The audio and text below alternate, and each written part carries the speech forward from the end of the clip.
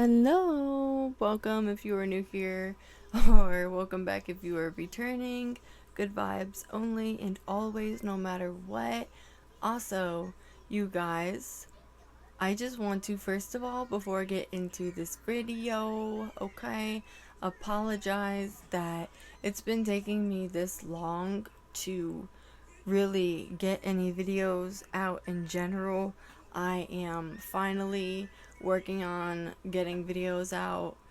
You guys, I don't know what's been up lately with life and the universe and all this different stuff, but life has just been lifing the life out of me, you know? It's just been beating me up low key. I just have not been able to catch up with anything. And I'm just like, oh my goodness, I've got all this other stuff happening. I've got people telling me this, I got people telling me that. And I'm just like, whew. I just wish it would slow down a little bit. I get it. We're in the year of the horse. It's about forward movement and all that jazz. But it's funny. I'm literally talking about forward movement. Do y'all hear that? Do y'all hear that? I cannot make this up. There is this construction tool that we have in our neighborhood, and as soon as I said, I know we're in the year of the horse and it's all about forward movement and everything, and it just feels like everything's moving so fast. It's funny.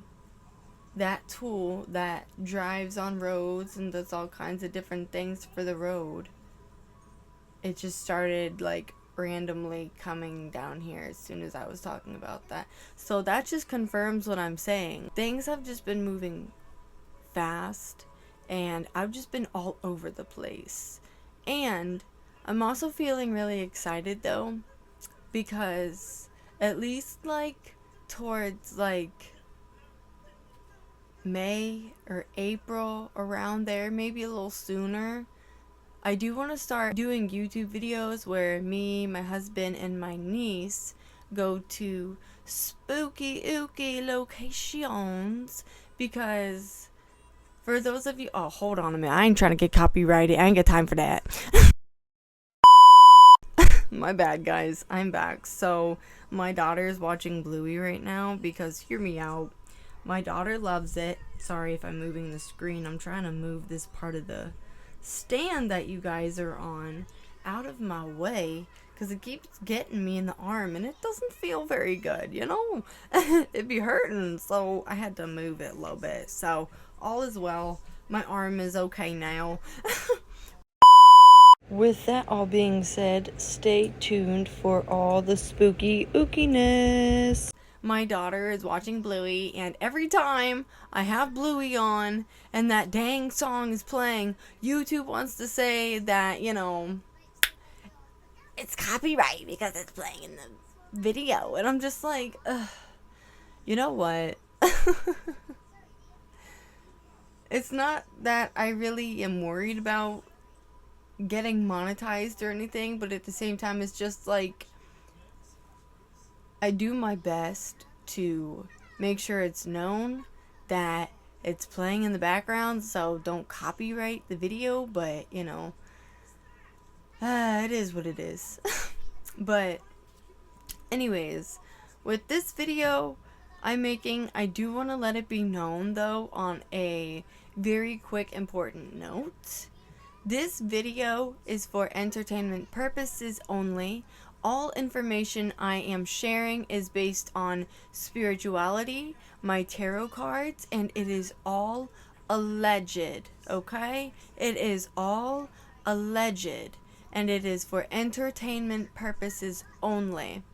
I am doing this because I want this beautiful soul, this young lady, Miss Celeste Rivas Hernandez, to be able to have a voice, even if she is not physically here to share her truth about what she went through. We as in myself and so many other spiritual people that I know that I'm friends with as well, they have been doing tarot videos for her as well, so she can have a voice, so she can share her truth. So to let this be known, this is for entertainment purposes only. All information is alleged, yes, but this video, the purpose of this video is to help her spirit have a voice, so that way she can actually feel at peace knowing that she has a voice. Because there are people having videos on YouTube to help her be able to have that truth out there in the world. So this is why I'm saying this video, I'm not doing it for clout, I'm not doing it for monetization. I don't give a shit about that. Excuse my profanity. I do not care about that though. This is about giving this young woman a voice, because in my opinion, I'm already feeling the energy of this young lady situation, and I'm feeling like her energy just makes me feel like I feel this heaviness overall.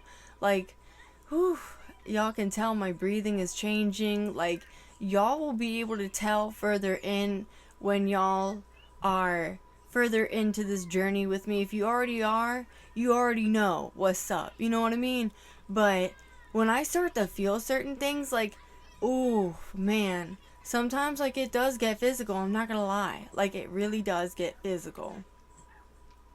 But what I'm feeling right now is like this anxiety. I feel like this just overall like nervousness in my chest, this tightness in my chest. I just feel like I'm alone. I just feel like nobody gives a about me. Excuse my profanity, but that's how I feel. And that's genuinely what she's saying to me, is it just felt like nobody was there for me. I just felt like, oh, fuck. I'm literally channeling Lonely by Justin Bieber. And I hear, he says, yeah, I've got everything and no one's listening. And that's just lonely. I'm so lonely. Whew. Lonely. Off.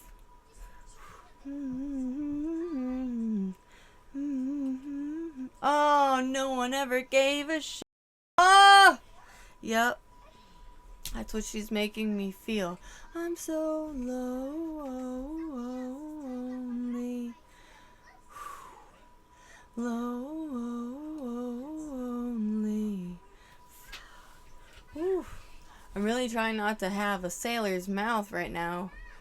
Or trekker's mouth. Whatever you call it, you know. But this energy is so heavy.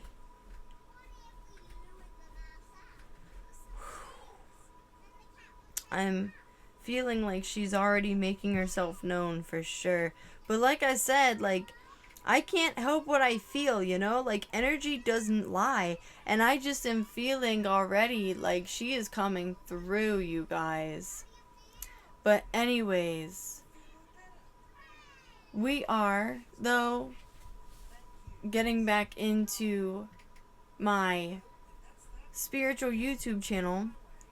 That will be happening. But yeah, I just started having that message come through. But just to clarify, you guys, there is a lot happening right now spiritually, since I am tuned in and she is coming through. And spirit, the divine, is coming through a lot right now. But yeah, just wanted to let you know real quick about updates about that. But anyways, guys, woof. Hey friends, I'm back. So I was pretty tuned in and I was getting some pretty juicy messages, okay? Some pretty clear, accurate messages from Miss Celeste Rivas Hernandez. But anyways, guys, I'm going to catch back up on what I was saying because I thought I was recording, and yeah, I guess I wasn't, because I just had a feeling to look at my phone and I'm like, why? Me too, girl. But you guys, I channeled this message from Celeste, Miss Cece, because she wants me to call her Cece because that's what her friends called her from what I've heard from her.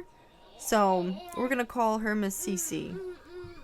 So, the first song I got though from her was "Lonely" by Justin Bieber, and this is basically like talking about when she was physically alive, because she's making me feel more pulled towards like when she was physically here. She wants me to focus on that.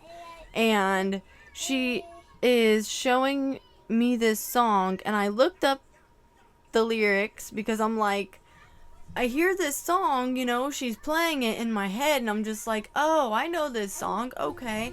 But, like, I don't know what it's meaning, but she's, like, wanting me to sing the song to you guys and reflect on certain things from when she was physically here is what she's saying. Okay, girl. She's like, yes. Yes, yes, yes. That's what I'm hearing, is just yes. That's all I'm hearing. Okay, I can do that. Alright. Whew. My chest. Okay. I do want to explain before I get further into this that when I start channeling and it starts getting intense, like sometimes I do start feeling things physically. Breathing patterns can change, my demeanor can change, just certain things like that. Or if I start singing, it's because, you know, maybe that person from the other side wants me to say it a certain way, so maybe they want me to sing it. You know what I mean? It's all about frequency, you know? So I just do things that make their spirit feel like, okay, I can open up with this person. I can be real with this person. You know what I mean? It's all about frequency. It's all about making them feel like, you know, okay, I can be real about this. I can open up about this, because people want to know the truth. People want to know what the hell happened to this poor, beautiful young lady. People want to know, like, why? Like, why? Like, she just was, I mean, she was considered a baby. For God's sakes, excuse my profanity, but oh my gosh. Somebody has to pay the price. Somebody has to. I hate to say that, but someone has to pay for what they did. Whoever it was, they have to pay. That's all I'm gonna say. But anyways, guys.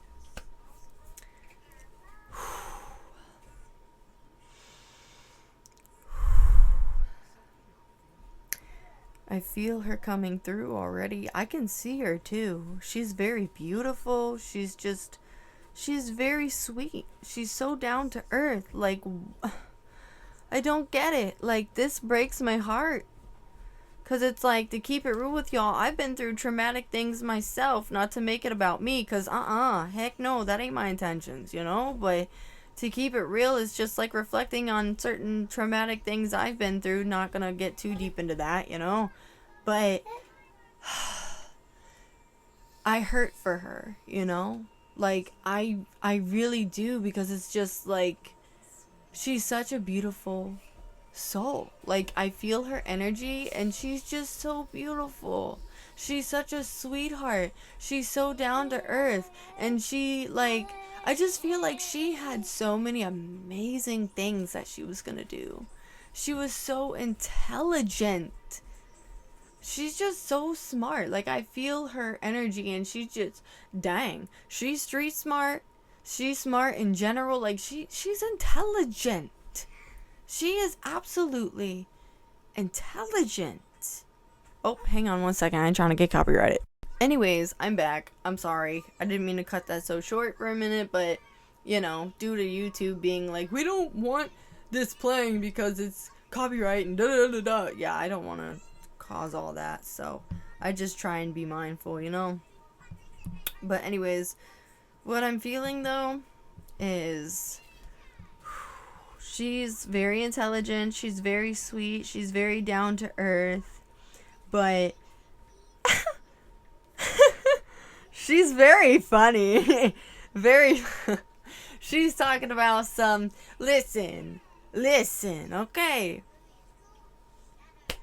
I can be a sweetheart when I gotta be, okay? But don't piss me off, bitch. Oh my gosh. She's so spicy. She's like, baby, don't test me. Don't test me. Don't play with me. Don't test me. Whoop! You know that one song, that one rap song where it goes, don't play with it, don't play with it, don't play with it, don't play with it, don't play with it. That's what she's making me feel. She's laughing at me right now. Oh, she's so funny. I love her. She's so sweet, and she's just so funny, and she's so smart, and she's just so awesome. Oh my gosh. Ooh, I don't know why, but I am also getting like a little bit of this like envious energy come through, so I'm also getting like, oh, I feel like she was surrounded. Ooh, I hear Mufasa. That one part from The Lion King. Mufasa. Like, I don't like the way it sounds. Ew, you know those two hyenas and then Mufasa, that evil lion? Ew, it's making me ew, she's making me think of them people she was with, like, you know who? The singer and, the guy who got arrested, Langston? Yeah, she was showing me them people, and she was saying, this guy is Mufasa, she is this hyena, and he's that hyena. Oh, no. No, no, no. No, no, no. No, no, no. I rebuke. No, no, no. Hell no. Hell no. No, no, no. No, no. No, no, I rebuke. I rebuke.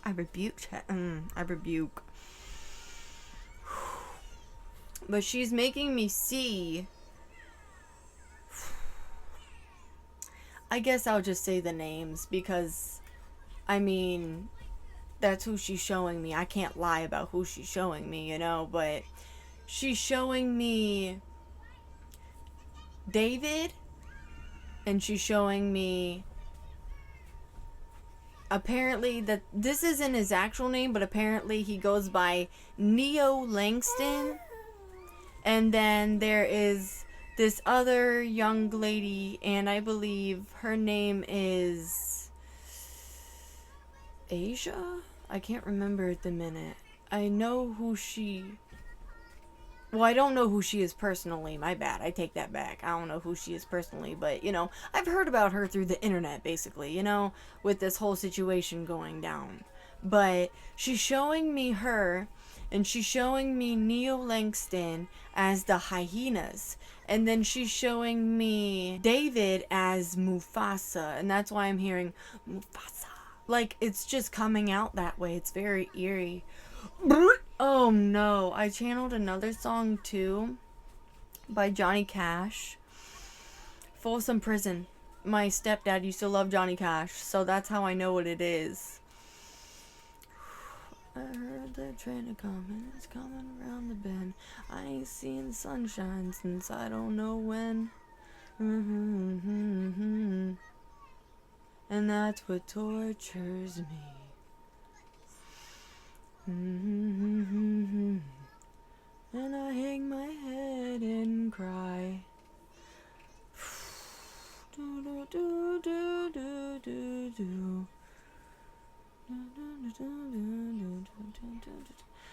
Oh man, oh, they know, they know.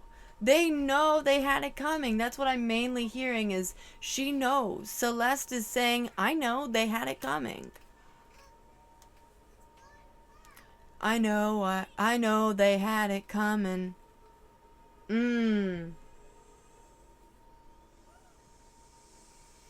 But I'm also feeling I know I had it coming, and that's what tortures me. And it's making me feel like it's not Celeste. It's somebody else's spirit, like it's somebody else's energy in this like whole reading, but it's like I'm getting it's one of the three that are involved with this Celeste situation. Basically, oh god, I can't say that. No.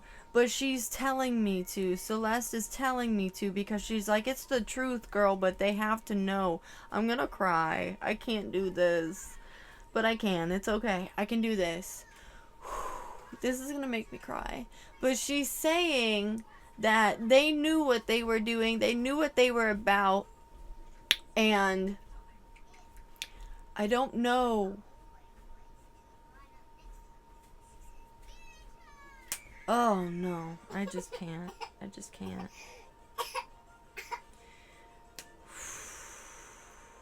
Okay, I can do it. Sorry, it's not that I don't know. It was just like a part of me was like, I don't know if I can do this. Like, this is too much. This is a lot. This is deep. This is dark. But, whew. But, excuse my language. Oh, dang it. Hang on a minute. Alright, I'm back, everybody. So, once again, she's making me feel like it was David because, oh no. She's making me look at this one clip from some kind of tour he was on, like a music tour. Okay, talk to me, girl. Hold on a minute, y'all. She's coming through. Talk to me, queen. What's up, friend? You said it was what kind of tour? Oh, it was that? Nah. I rebuke this energy in the name of Jesus. Oh. Whew. I'm not trying to, be funny, but I'm just trying to put myself in a better frequency, a better energy, because, whew, this is really heavy. Oh, my chest is so tight right now. So tight. My stomach feels so, like, you know what? Let me show you. It's like, think of me as, like, I'm holding something, right? Like, I'm holding, like, I'm pulling on something elastic, right? This is what it feels like. Like someone's just squeezing it and twisting it or pulling it and nearly snapping it. Like it feels like that right now. And I feel like, I might have to pause this. I'm not gonna lie. I feel like I'm gonna throw up. Whew. My IBS is like flaring up so much right now. Like I'm starting to sweat a little bit. Oof. It's okay though. I can do this. I got this. But anyways, she just is, like I said, making me feel though like it was him. I just keep hearing it was him. I don't know how people don't see that. I don't know how people don't see it was his that did that. He did that. That's what she's making me feel. That's how she's saying it. That's how her energy is literally coming through. Whew. Oh, my stomach. Sorry, excuse me. Whew. Ow! Sorry. This is a lot. Oh. Woo! Okay, it's okay. Woo! She's making me feel a lot right now, guys. Hold on. Oh, okay. Woo! Alright. Everything's fine. Woo!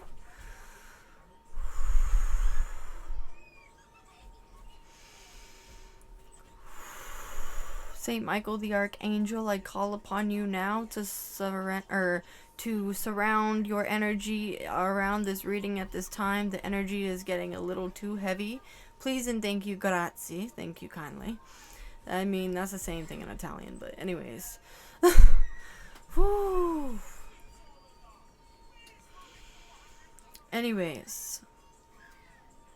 I felt what she was telling me, and I didn't like that. I did not like that. But anyways, she was telling me about this tour, and it was basically the tour that they did when they had out the coffin, because she's showing me the room where they displayed the coffin and displayed all this other stuff like a funeral.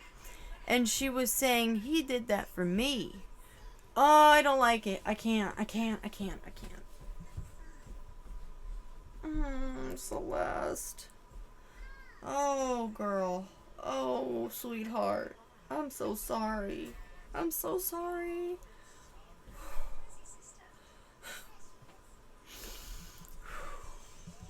This is getting a lot. Oh. I can't lie about what I'm feeling. This is making me cry, dude. She was like, that was originally the plan, was they did the funeral setup because it was for her. Oh, fuck. I cannot with this. I can't. I feel so sick.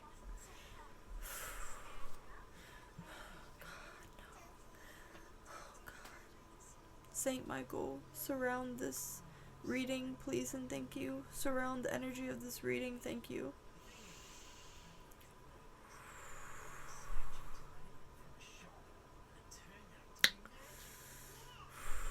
Okay, I feel you. Okay.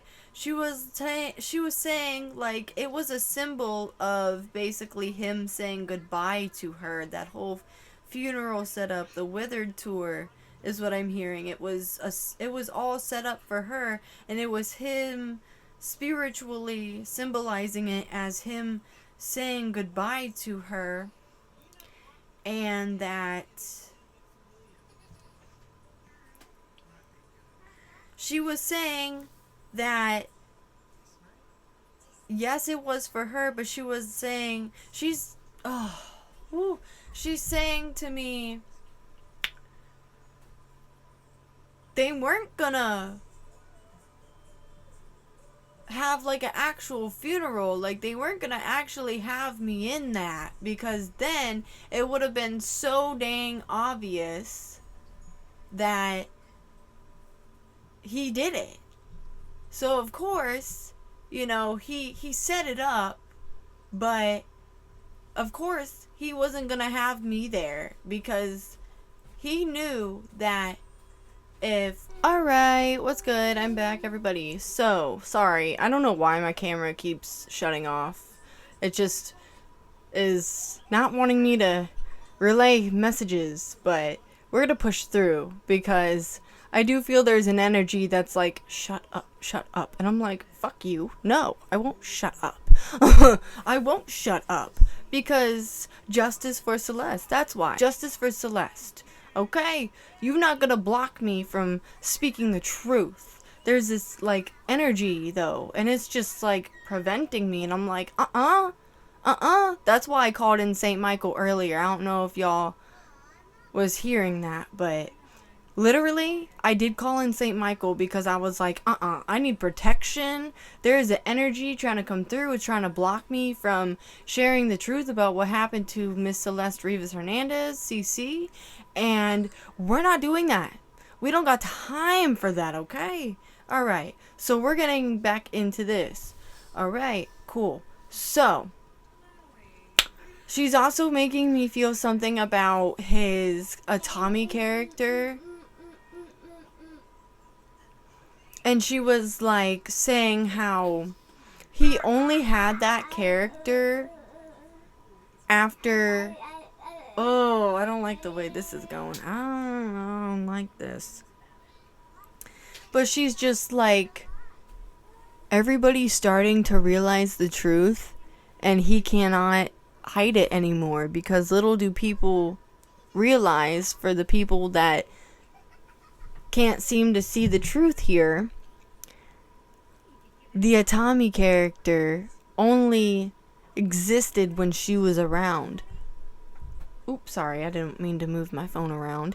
But it's just, she's saying it's funny how everybody is realizing too, at least most people now are starting to realize that the Atami character only lasted up until the death of her, you know? And it just makes me think to myself, you know,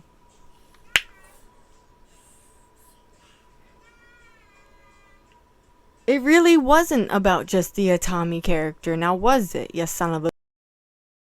It wasn't. You were trying to spiritually say goodbye to her. That's what it was. 'Cause she's even saying, yeah, that's exactly what it was. And he wants to act like, oh, I don't know who this person is. I don't have nothing to do with this. Nah. Mm-mm.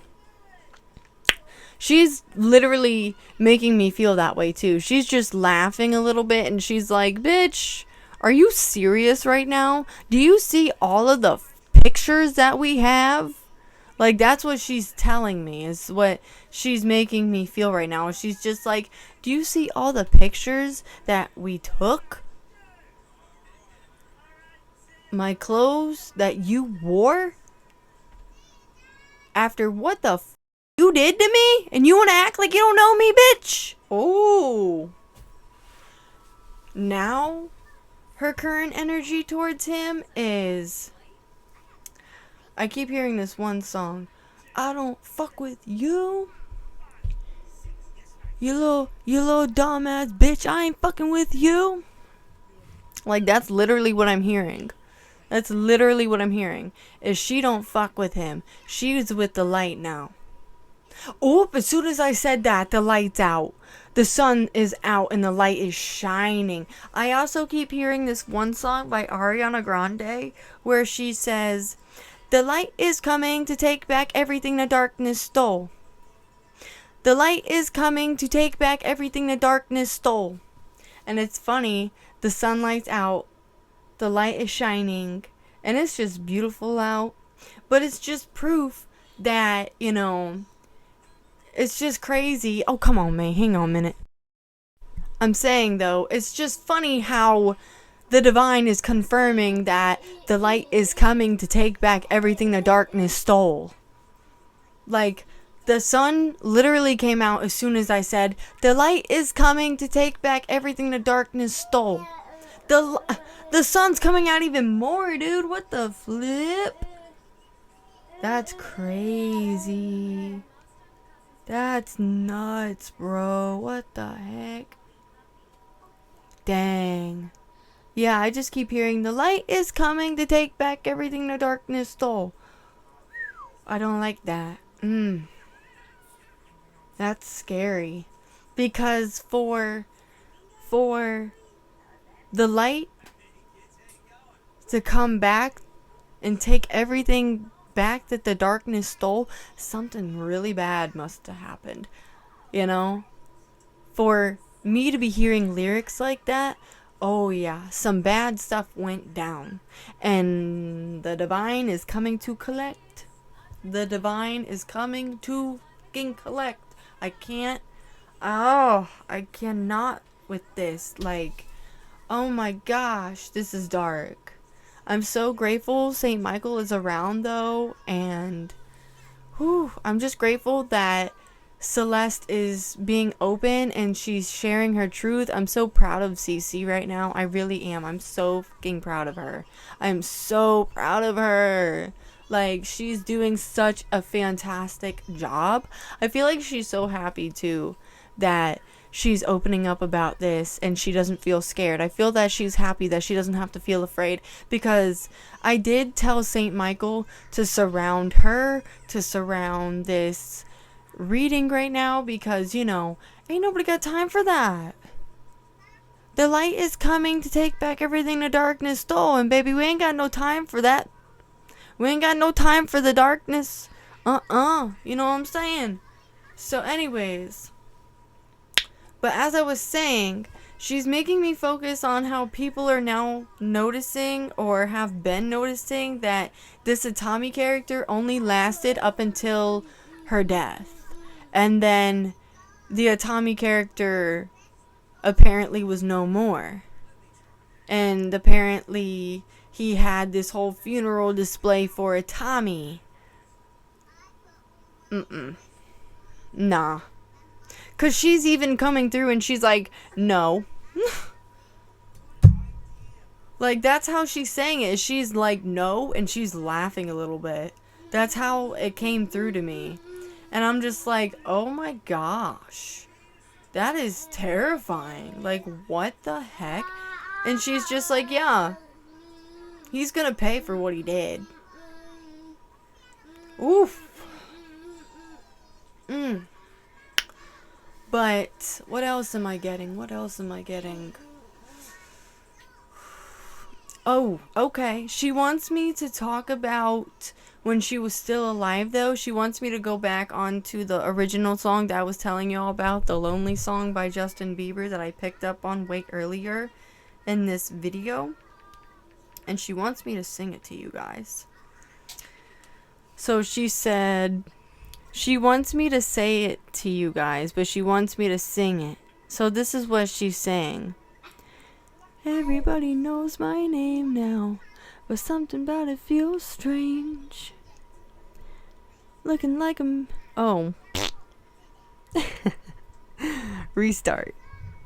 It's because the energy is coming through, so sometimes, like, my words get, like, all kinds of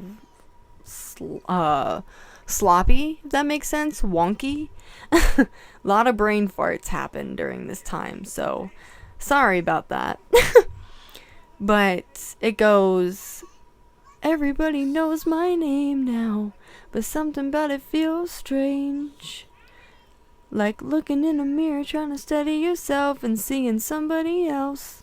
That's how she was feeling when she was physically alive on this earth, is what she's wanting me to say. And everything is not the same now. It feels like all our lives have changed. Maybe when I'm older it'll all come down, but it's killing me now. See? See? I'm telling you, she had a lot going on in her world mentally. And she was just hoping for better. She really was. Now she wants me to really sing this part. What if you had it all, but nobody to call? Maybe then you'd know me. You know what, child? Let me start over, because that sounded horrible. What if you had it all, but nobody to call? Maybe then you'd know me. That's how she wants me to say it, okay? 'Cause I've had everything, but no one's listening. And that's just fucking lonely. I'm so lonely. Lonely. That's how she felt. That's how she felt. She's like, what if you had it all, but you didn't have nobody to call because, you know, she felt like she really did have it all when she was around the singer at that time, you know? And she is showing me like this like beautiful house that she was in at the time, and she's saying like this was his house that she would be staying at, and she felt like she had it all because, you know, she felt like she could be herself there, and she's just like hanging out with people there. Like, I don't know why, but she's making me feel like she hung out with Neil Langston. She would hang out with Asia, is what she's telling me. Because she's like, these bitches can play stupid all they want and act like they don't know me, but they know who I am. And she's showing me her hanging around them. Hanging around the singer and his best friend, apparently, Neil Langston, and Asia. So it's like, how y'all gonna act like y'all don't know her? She's literally making me see like imagery in my third eye of when y'all were hanging out at this house. Like, I see like all these different games and stuff, like not like necessarily like Xbox. I mean, I do see like maybe Xbox or PS5 or some but I'm seeing like, you know, like arcade games. Like, that's what I'm seeing. Like, she's showing me all these different places in the house, and she's making me feel how, you know, she was living her best life is what she was making me feel. But then she was like, that was in the beginning though. Oh. She was saying how like everything was fine in the beginning. Everything was fine. But then that's when things took a dark turn, when he started getting more known, more famous. Ugh. Because she knew him before the fame is what she's making me feel. She's like, I've been known him. Like, I mean, I'm feeling like, yeah, they did talk online. So they did meet online because, you know, they have images of, I can't remember what it's called. Shoot. I've seen the name of it so many times, so I don't know how the heck I don't know the name of it. Discord. Thank you, CC. Much love, girly. Oh my gosh, thank you so much. She's like, you're welcome, girl. I'm here to help. Oh, she's so sweet. She's being so helpful right now, because I was like, what is the name of it? And she's like, it's Discord. And I'm like, oh, okay, thank you. Awesome. So, yeah, she had been talking to him, but, I'm also getting like, oh no.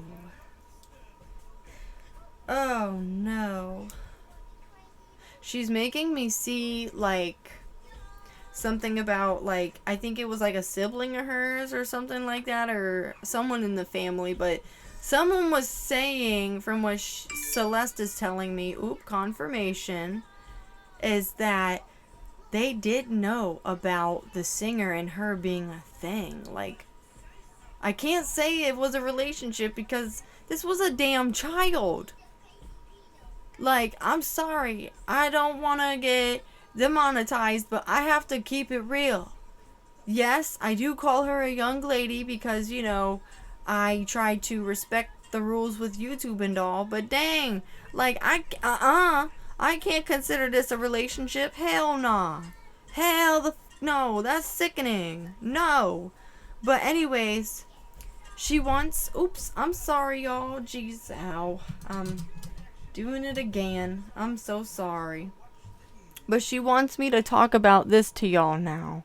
Or she wants me to talk about this now. Sorry. There's a lot going on. Anyways. I keep hearing, everybody knows my past now. Like my house was always made of glass. And maybe that's the price you pay for the money and fame at an early age. And it's funny because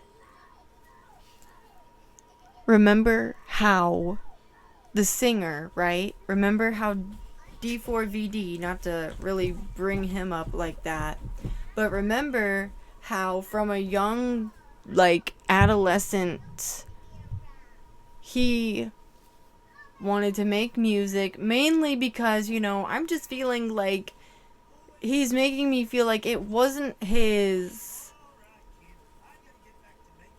It was. How do I go about this? Like, it wasn't something that he really saw himself doing. He just really cared about Fortnite. Because I keep hearing Fortnite. Like, you know how people, like, back then they had, like, the meme videos where, like, people would go, I love Fortnite, or some shit like that. I just keep hearing stuff about Fortnite. Like, it's coming out that way, though. But that was his intentions, was that he just wanted to be a streamer and do stuff on Fortnite. But every time he would use the background music for, like, YouTube videos to do live streams on Fortnite and do stuff, it was always getting copyrighted. And so he would get annoyed all the time. And it's understandable because, you know, I'm a content creator myself. And, you know, there's still certain times where, like, YouTube be like, oh, you gotta change this because it's considered copyright. And it's just like, bruh, dang, I did what I could to let it be known that, you know, this isn't mine and that these are who this belongs to and yada yada yada, so forth and so on. But it's like, dang, dude, like, oh man, it's but basically he wanted to start making music because of mainly his videos were getting copyrighted.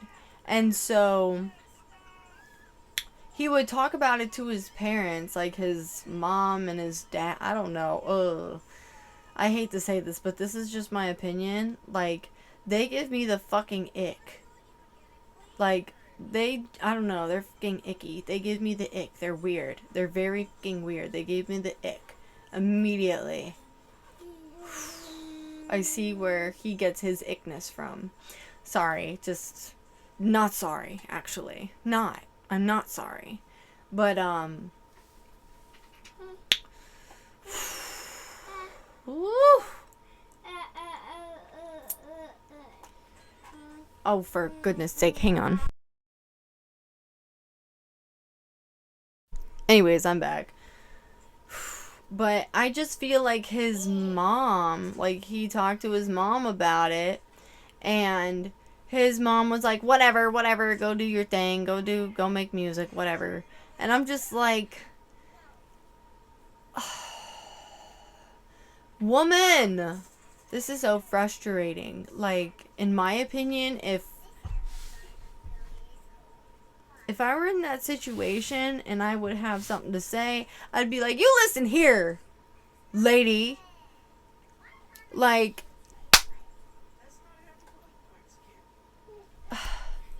this is why we pay more attention to our children.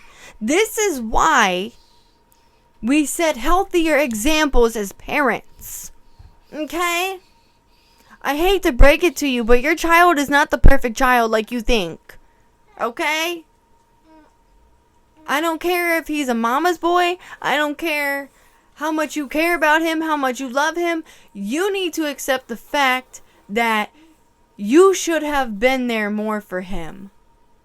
Because I'm not saying, you know, oh, this wouldn't have happened if you would have just done this. But I'm saying, like, you should have set a way better example for him. I'm not defending him, if that's what he thinks. I am not fucking defending him. He is a piece of... And I said what I said. Because he did something horrendously evil. And he's done I feel like, too, energetically, he has done some sketchy things to get to where he's at. To be famous. And we don't do that. We just don't do that. You know what I mean? Like, no. Like, what the helly? No. I rebuke. But anyways, my main point is as a parent, it is your responsibility to be there for your children, support them no matter what, love them no matter what, and to guide them. You're their parent. That's what you're supposed to do. And it's like, some of these parents think, oh, once they're 18, once they leave the nest, that's it. And it's like, are you slow? I really don't mean to say that, but are you okay in your head to think that? Your children will always be your children, okay? Your children are always gonna need you, okay? Like, what in the are you kidding me?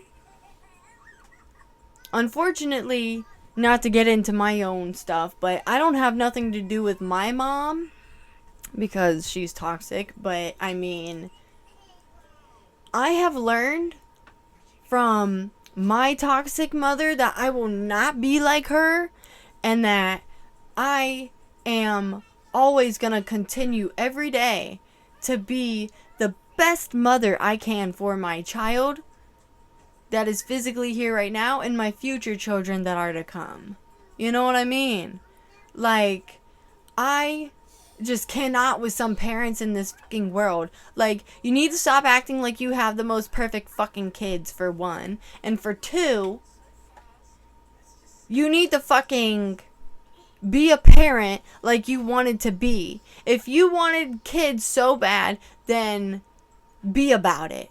Stand on that. Stand on business when it comes to that, you know? Like, don't get me wrong. I'm a mom too. And don't get me wrong.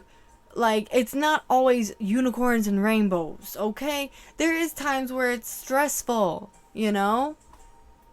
I'm not going to get into all that, but I'm just being honest. That's the reality of it. Is it's a balance, you know?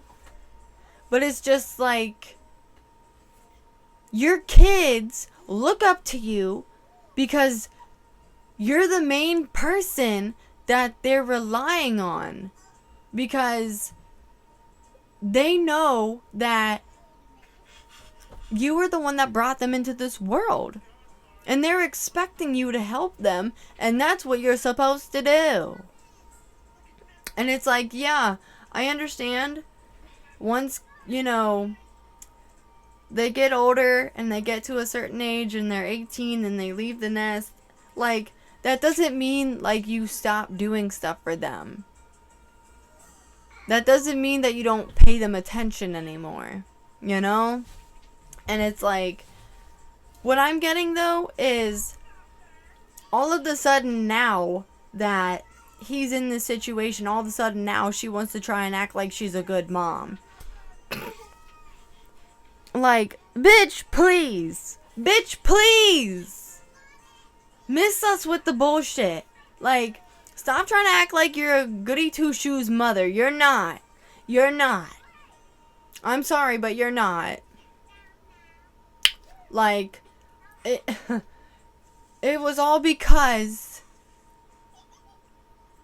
you didn't want to guide your son. It was all because you didn't want to talk to him about his music career that he had planned on doing. It was all because of that. Like, you could have done better. Way better. Way better. Don't ask yourself, where could I have gone wrong? Because where you went wrong was not listening to your son and being like, oh, okay, go do your music, whatever. That's where you went wrong. You should have taken the time, whatever you were doing, you could have taken a second from that to be like, hey, what did you need to talk about? Let's talk about it, you know? Maybe we can get you some extra this or extra that, so that way we can help grow your career, you know? Like, you know? I mean, dang, dude. And another thing is it's like, oh, hang on.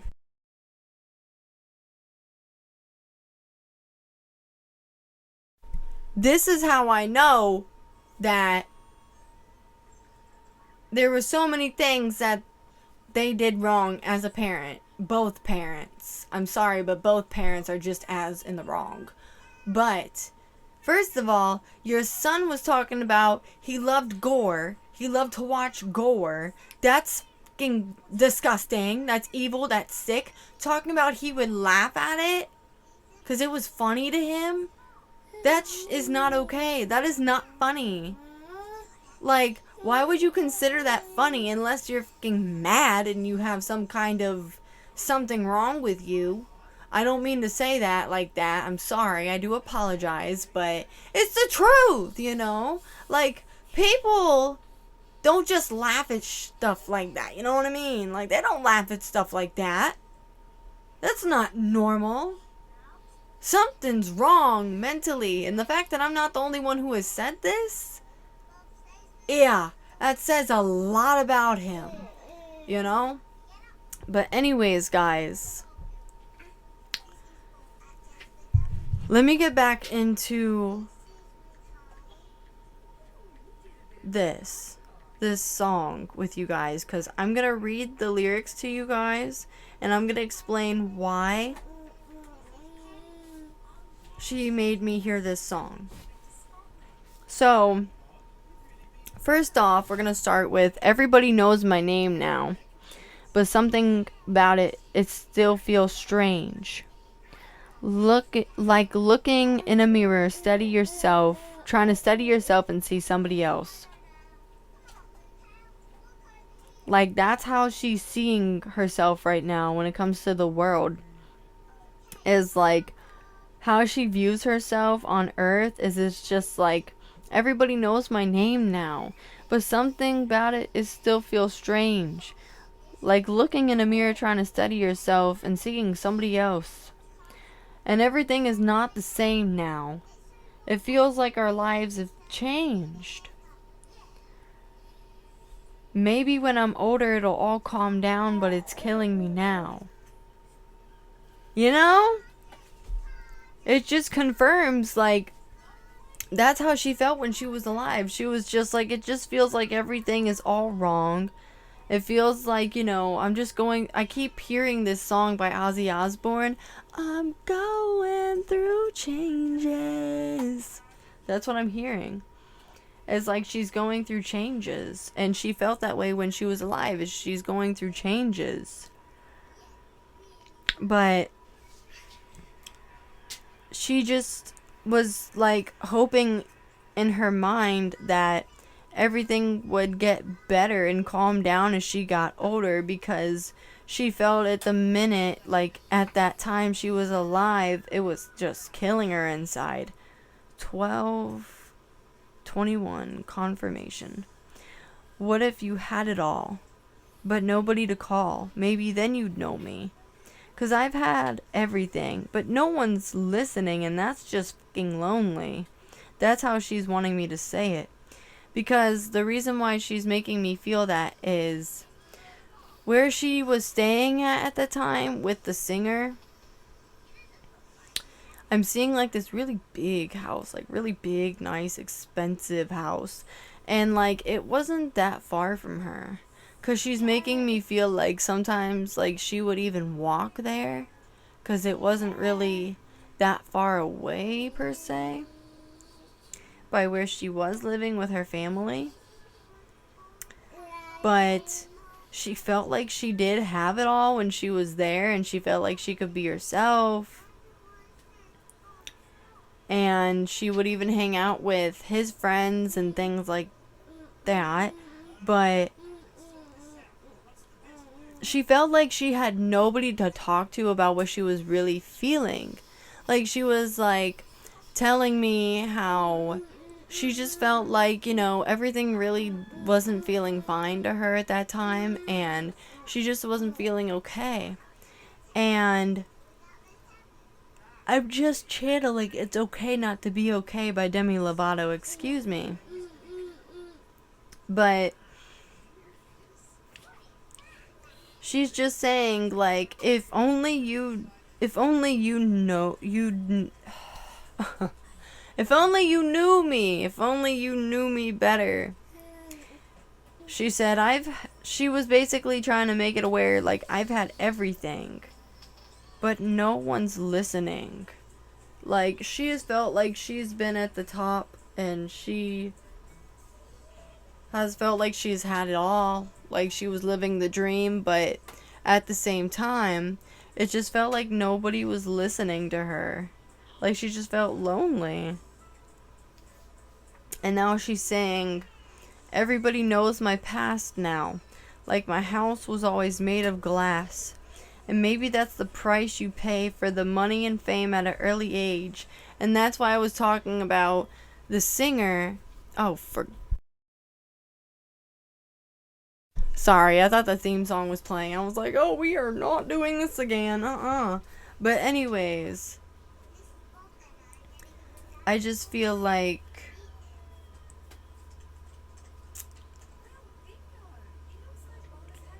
this has a little bit to do with David, but it also has stuff to do... Oh, sorry, I don't mean to say that name. I don't want to trigger her. But this has a little bit to do with the singer, but it also has something to do with Celeste. Because she's making me feel like she wanted to do what he did. As in, he was a singer. He most likely, after this, will not be a singer, you know? I would think not, because this is just... This is evil, really. But, she's just making me feel like she wanted to do the things he was doing. She wanted to be an influencer. She wanted to be a singer. She wanted to work her way up she couldn't stand the way she was living at that time. She was making me feel like she hated the way she was living. Oh, there it is. Okay, hang on, y'all. Anyways, I'm back. But she just made me feel like she hated the way she was living, but it wasn't like that at the singer's house. It was mainly just like that at wherever she went, or like just at her family's house. But then, as she would be staying with him more, and he would be getting more famous and known and things like that, she was saying how there was just this switch in him. There was just this huge change. The fame got to him. Whew. It got to him way too much, is what I'm getting. Hang on.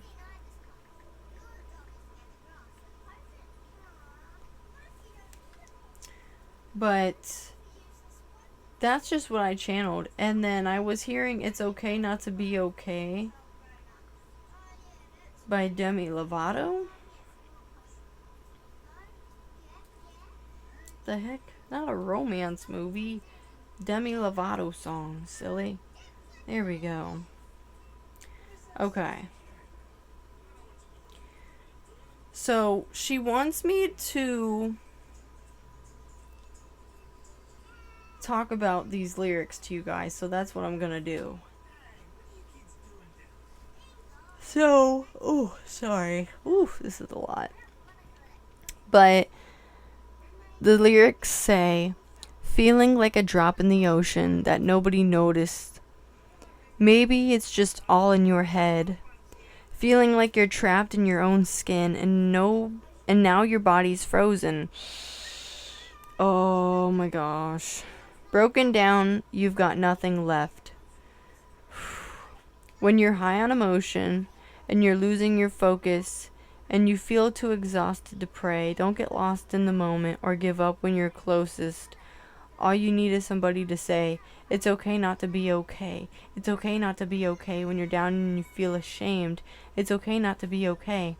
Feeling like your life's an illusion and lately you're secluded. Thinking you'll never get your chance. Feeling like you got no solution. It's only 'cause you're human. No control. It's out of your hands. When you're high in emotion and you're losing your focus,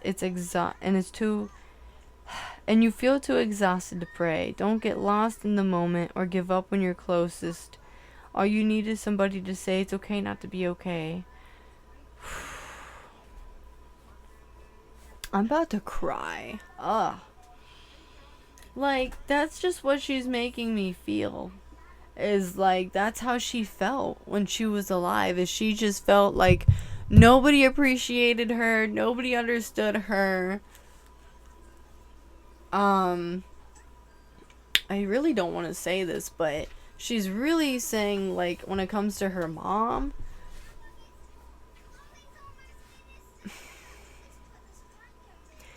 she's saying, I will never hate my mom.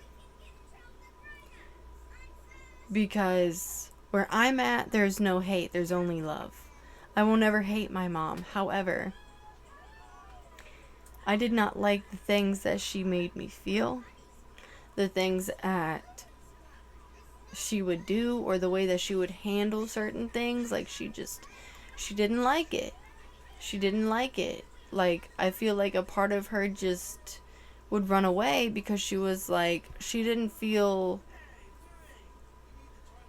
comfortable, I guess, with what she was doing, or like, not even that, but it was just like how she would talk to her. She just made her feel like shit, is what I'm feeling overall. She was like, yeah, my mom would talk in such a way and it made me feel like shit, and I'd run away because I can't say that I don't love her, I don't hate her, but at the same time, I just didn't like how she was treating me because I just wanted love from my mom. I just wanted love from my parents, from my family.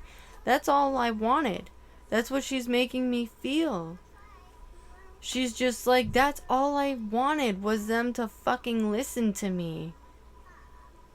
I just wanted them to fucking appreciate me, to fucking love me. I just didn't want to feel like I was alone.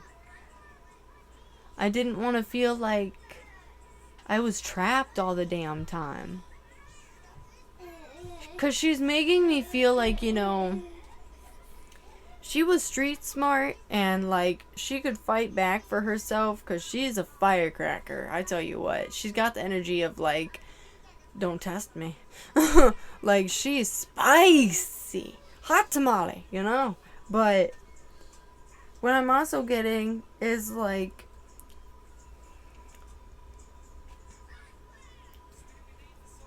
she also has a soft side to her too. Like, I keep seeing, like, her demeanor of, like, showing that, you know, on the outside, she would show, like, I got this shit, you know? I'm strong. I'm okay. Everything's fine. Life is good, you know? That's just what she thought, you know? That's what she portrayed, you know? But on the inside, she really was feeling like, why the fuck won't they listen to me? Especially towards, like, her parents. She was just like, why the fuck won't these people listen to me? I just want these people to understand me. And they're just not hearing me. And instead, they choose to fight back. And I don't want them to do that. I don't understand why it has to be this way. I don't understand why the fuck I have to fight them. When I just want them to understand me. When I just want them to listen to me. To hear me out. To love me more. Ooh, I need to know now. Know now. Will you love me again? Hang on, y'all. That theme song's on again. But I just heard that song. I need to know now. Know now. Will you love me again? Ah. That's what I'm saying. Like, that's all she wanted from them. That's all she wanted from them. Was to love her again. Because she felt like they didn't really love her or care about her. Because she's just like, y'all aren't listening to me, so I'm gonna go where people do listen to me. I'm gonna go where I do feel loved. Oh, dang. Because she didn't see, like, the people she was surrounding herself with, these friends, so-called, that she thought were her friends. She wanted to be around them because, you know, they made her feel at home. They made her feel safe. They made her feel loved. And she just felt like she could be herself. And I keep seeing, like, all these fun, happy memories where everybody's laughing and she's saying all these crazy, silly words and everybody's just enjoying themselves, you know? But, like,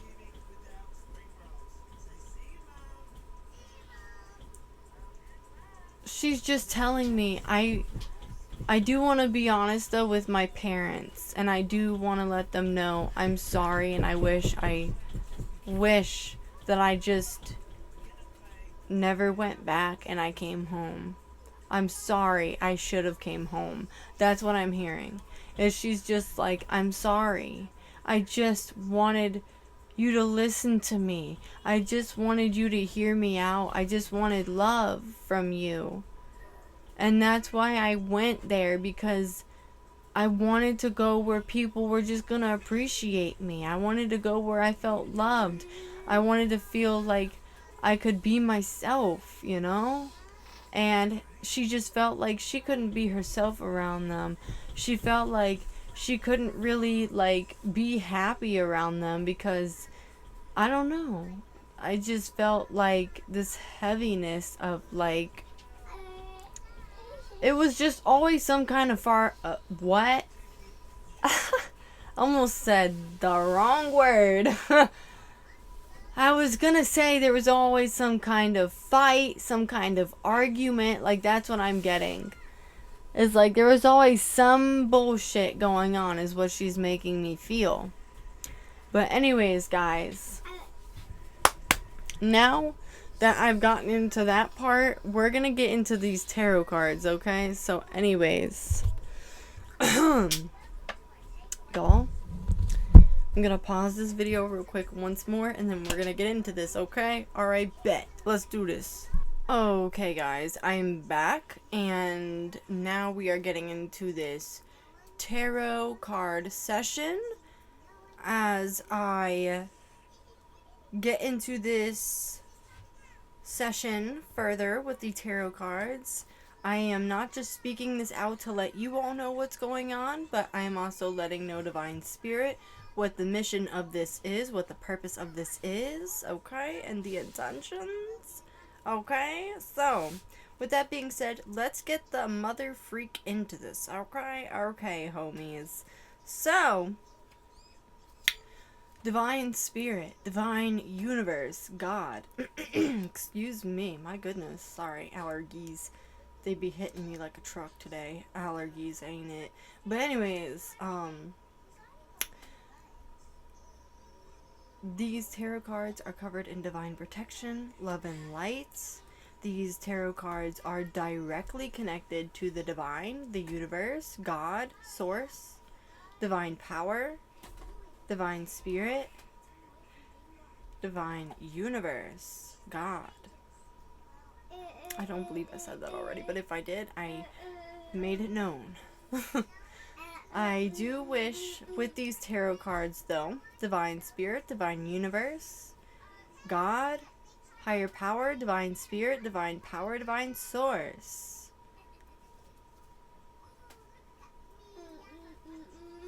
I ask that you give me accurate answers, please and thank you. Divine Spirit, Divine Power, Divine Universe, Divine Source, God, Divine Higher Power, about the Celeste Rivas Hernandez situation.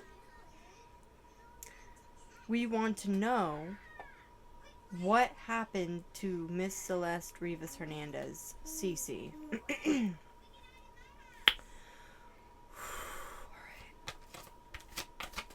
I'm pre-shuffling these cards right now. It's already trying to come out. Oh my goodness. Alright, hang on. Right now, I'm just pre-shuffling just to make it known to you guys as well as the divine higher power, divine universe, divine God.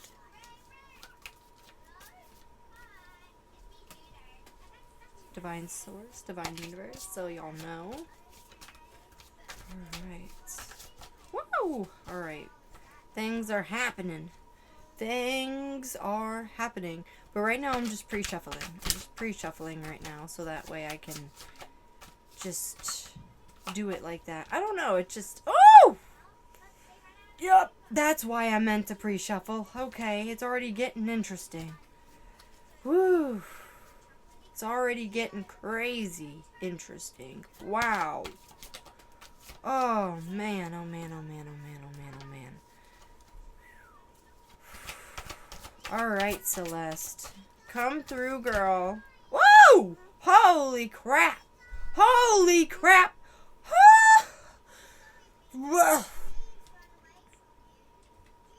I don't like it. I don't like it. I don't like it. I don't like it. I don't like it. I don't like it. I don't like it. I don't like it.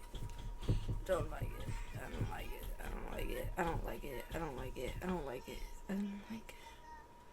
Okay, so hold on a minute, y'all.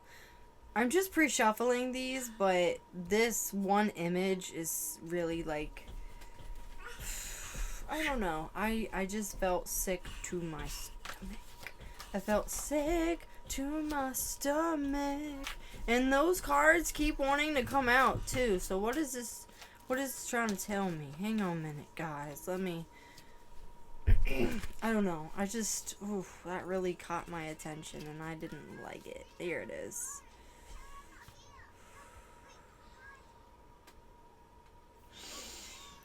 Oh my god. It makes so much sense. Alright, that's why those cards keep coming out. Alright, y'all.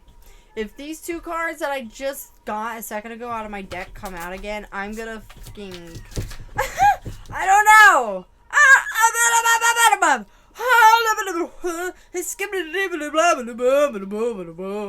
Oh, no. No. I said no, no, no. No, no, no. Do y'all realize what this means? Upside down, the sun upside down.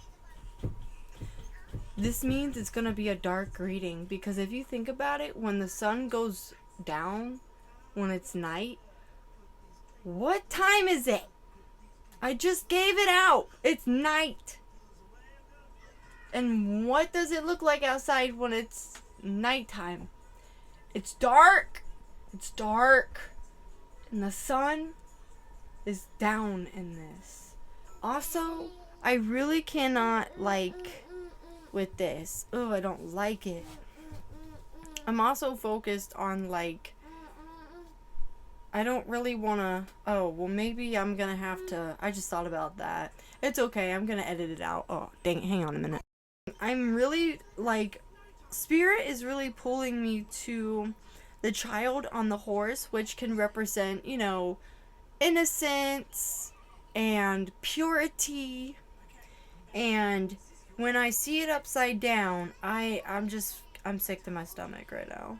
I'm sick to my stomach because what this is telling me is this is going to be about, of course, you know, a young person. We'll just go with that.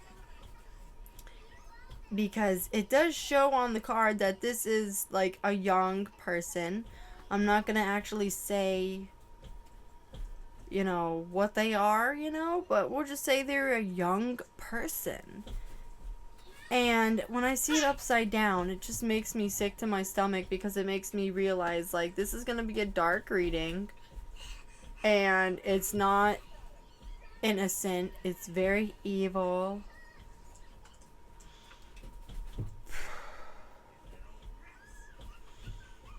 And it's crazy, dude. Like, hold on a minute, y'all. Let me cover this. But look at what's on the card. This is also what drawing my attention. Look what's on the card. What year are we fucking in? What year are we in right now? The horse, right? The horse is about forward movement. It's about new chapters. It's about changes for the better. Holy cannoli, she's on a horse. She's on a horse. We're in 2026, the year of the horse, which is forward movement. So this is representing upside down. So she is having forward movement happen on the other side where she's at, is what I'm feeling. She's moving forward onto better things because she knows that everything's going to work out in her favor. She does know that. She does feel that because she can feel it. She can feel it in her soul. Spirit is having so many people on the physical right now, Earth, what we call Earth in this dimension.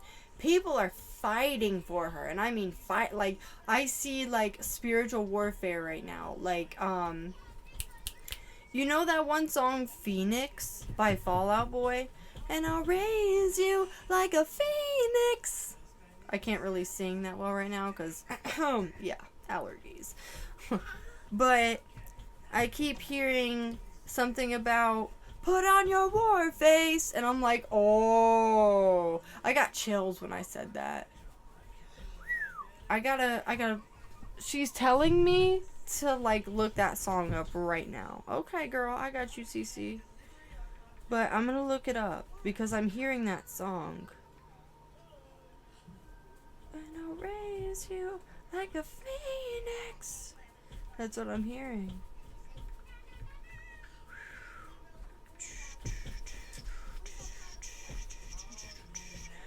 Oh my god, this is scary. I keep hearing, put on your war paint. And it's funny. Look, this is the first lyric. Put on your war paint. That's nuts. I keep hearing, I don't remember exactly how it goes, but it says, you are a brick tied to me that's dragging me down. Strike like a match and I'll burn you to the ground. We are jack-o'-lanterns in July, setting fires to the sky. Here comes this rising tide, so come on, put on your war paint. Cross walks and crossed hearts, hope. Okay, you know what? We're starting this over. There's so much happening right now spiritually.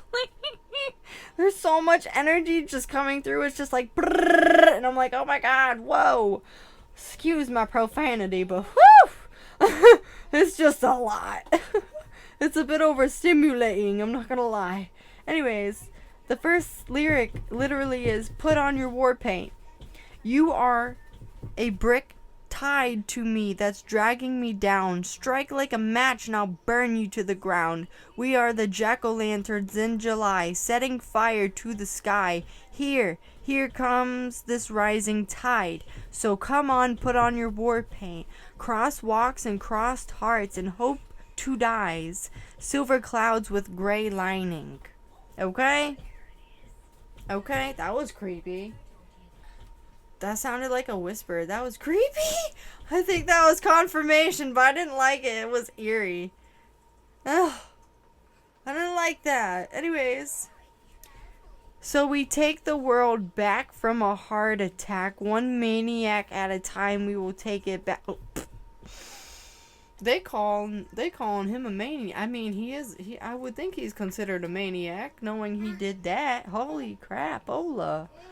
My God. But, excuse my profanity. But, I hear one maniac at a time, we will take it back. You know time crawls on when you're waiting. When you are waiting for the song to start. So dance alone to the beat of your heart. Oh! Oh! I don't like this. This is giving me chills. Hey, young blood, doesn't it feel like our time is running out? I don't like that. I don't like that. It's basically the divine being like, hey, young one, you know your time is... Ah! I heard, you know you have 30 minutes? I bet. I literally hear, Do you know you have 30 minutes? More like 30 seconds, bitch.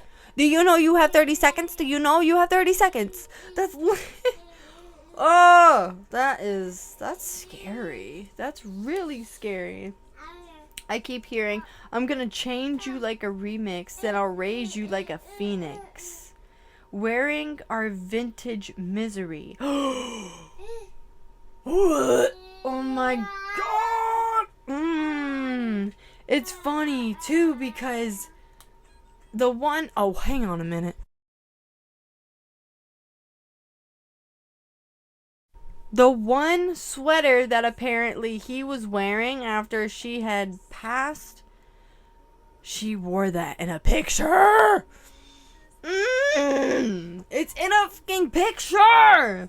But like, it just makes sense, this lyric, wearing our vintage misery, because she wore her sweater, but little did anybody know she was hiding her pain. She was hiding how she felt mentally.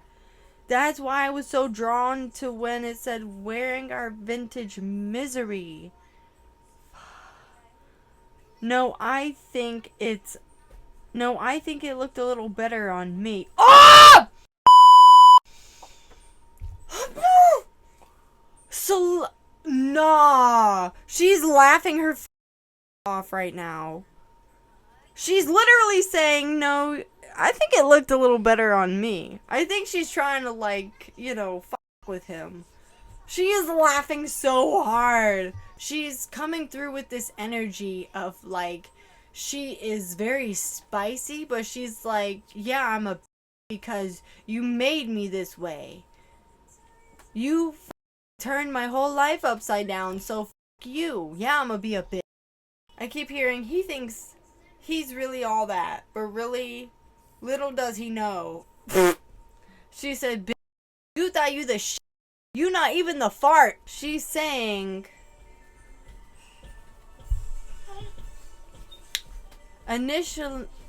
originally, okay, we'll just go with originally. At first, she thought that he really genuinely did love her. That's what I also feel, is like he did love her, but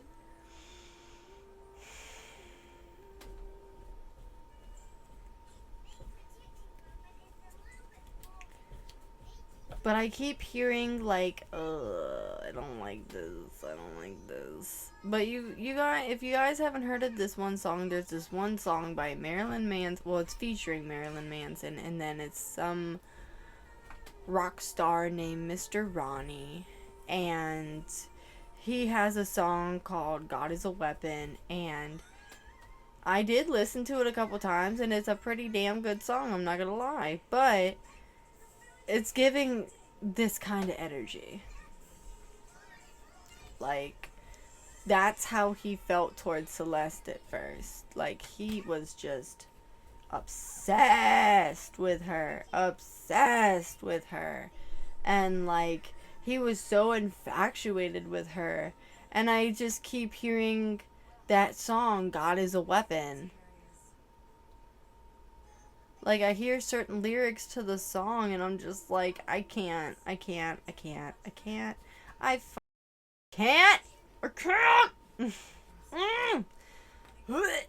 But anyways,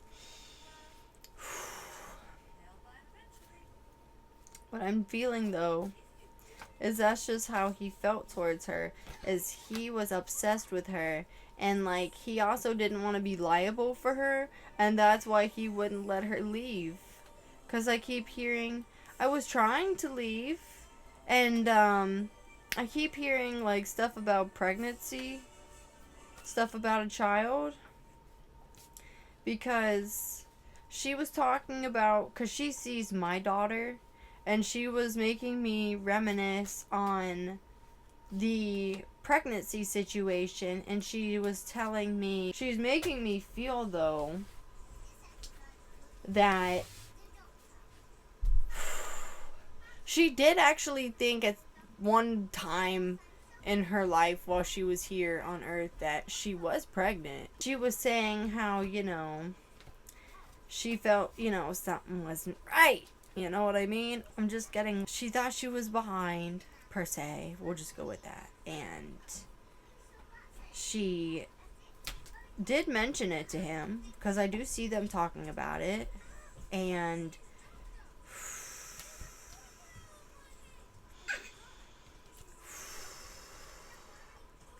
he's just like, at first, he was okay with it. Because I think it was just like a spur of the moment thing where he was just like, okay. You know, that's just how I feel, is he's just like, okay. Okay, fuck. He just wasn't sure what to do. Like, that's how I feel right now, is I just get this feeling of being like, okay, fuck. And then, once he finally, like, realized, what? That's when he was like, nah, I can't let you go home. I can't let you go. Like, that's what I'm feeling, is he's just telling her, nah, I can't let you go home. Because she was saying, like, she was basically letting me know to him that, you know,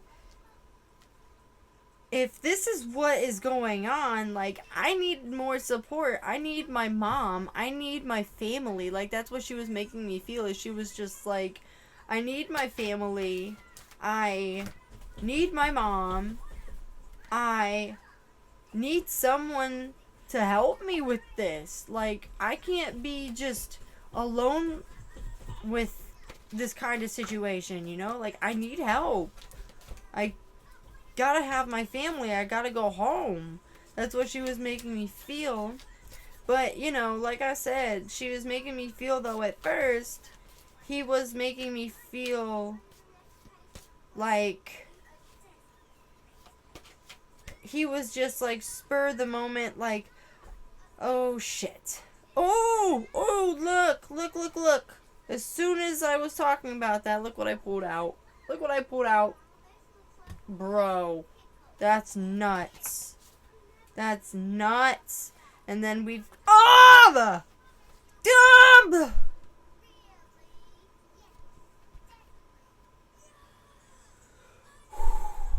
Oh, I don't like that. I don't like that at all. I don't like that one bit. We've got the Magician, Death, and we've got the Two of Pentacles. I don't like that. So what this can signify, really? What this can usually signify is, you know, a lot of turbulence, rough waters. That's what I feel like is going on right now. Like, he's going through a lot of, like, decisions, trying to balance stuff in his life. Not even, like, at this current minute, but at that time. Excuse me, confirmation. I did feel like, you know, excuse me, my bad, that, you know, it was a very, you know, scary situation for him. It still is. And he's going through a lot of turbulence, rough waters, with this discussion that him and Celeste were going over about this child, if that was a possibility, allegedly. And it does show that, you know, he's in his mind, you know? Look at his face. Literally, look at his face. You can see in his mind, he looks anxious, doesn't he? He looks stressed the fuck out, doesn't he? He looks scared, don't he? Got a big ass hat on his head. Nervous as fuck. Anxious, scared. And then you've got the Two of Pentacles, right? And you can see it looks like he's trying to balance it, right? Boy, bye. And then we've got the Magician.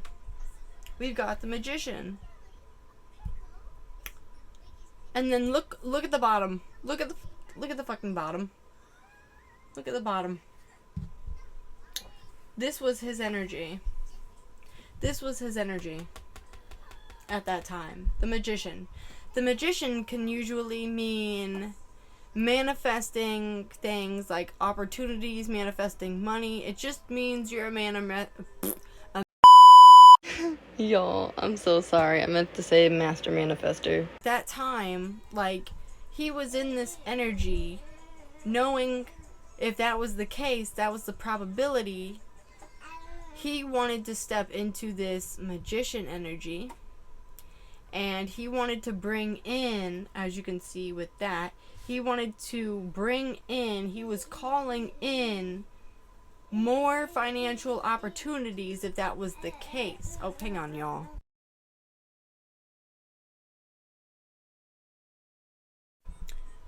And then, look, we've got the sword. Look at this shit. We've got the sword. And what I'm feeling with the sword is like, I don't have a good feeling about this. I don't have a good feeling about this at all. So what I'm feeling is like he was balancing stuff because you know how like we saw this, right? We saw this symbol with like balancing the pentacles, and then we see this above his head. He's balancing stuff, and basically what it was is he was deciding if, you know, he should continue what he had going on with her, and he really had like these high expectations is what I'm hearing, of like having her up at the top with him, living the best life, and you know, if they had a child, then you know that would have been the case too. But as well, he was also like, there was this part of him that also wasn't sure about that, because he was also like, well, I don't want to be liable, because like seeing how all of this stuff is laid out like it is, people are gonna know something is wrong. So he was at the same time calling stuff in, but in his head he was really thinking things through. But as you can see, this can be a sign of also like drinking. So I don't know if maybe like he was drinking, or like he would be like under the influence of anything. Like, I don't know, I feel like allegedly, I feel like there was like stuff involved, like drinking, or possibly things that you shouldn't be taking. We'll just go with that, you know what I mean? Because there's a kid in the room and I want to be mindful. But, you know, I'm just being honest. Like, there was certain things like that involved, and I feel like she was also involved with that too, because I feel like, you know, he literally manifested, at least he tried to manifest for her to be living her dream life, because he understood about the situation she was going through. But knowing that she was pregnant, possibly in his mind, he was also thinking, he was having bad intrusive thoughts. That's what I'm feeling from this energy. But he was having like premeditated thoughts is what I'm feeling off of this card. And he was like, with his mind thinking about all these decisions, do I call all this stuff in, the money, the career, this and that, so I can have the life that I want with my girl? That's what he was feeling. Ew, I can't say that, but that's his energy. And I see all the roses here, and roses stand for love. And he was raising this up, his magic wand, up towards the roses. So he was manifesting stuff when it came to what him and Celeste had going on. He wanted better for them, basically. But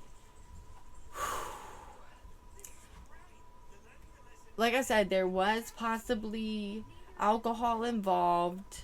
There was stuff involved that you shouldn't be taking around possibly at this time. And he was basically trying to, you know, numb himself however he could, because he was in his mind like, do I do this option, or do I do this option? As y'all can tell, there's a sword. Oh, I don't like this. My stomach hurts now. Ooh, as soon as I pointed to the knife, my stomach hurts so bad. Oh, fuck.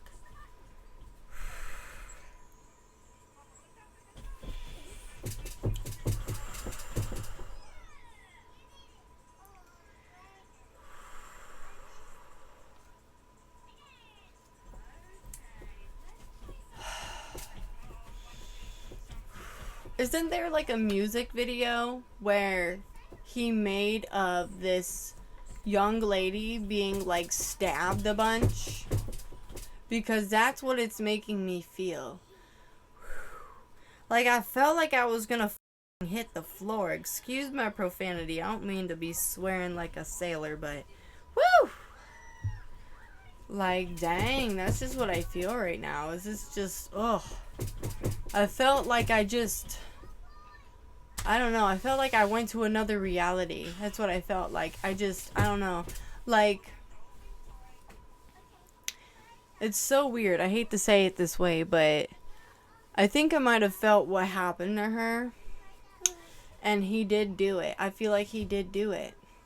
But I feel like there was some kind of argument that went down, but this is a whole different day about a whole different thing in regards to like the pregnancy and stuff. Allegedly. But I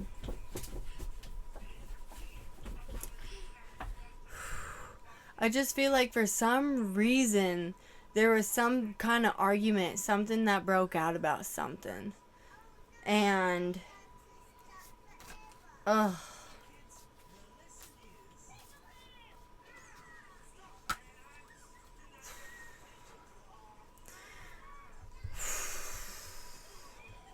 like, it's at night.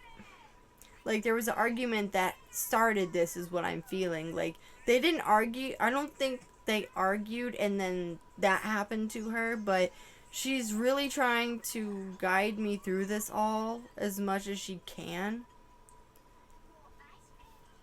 And she's, like, making me feel like there was a previous argument that came out before that happened to her.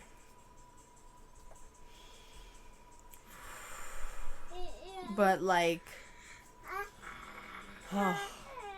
I do see her though at nighttime. I do see her at nighttime, and she's in the car with, she's in the car with the singer, and they're just talking about stuff.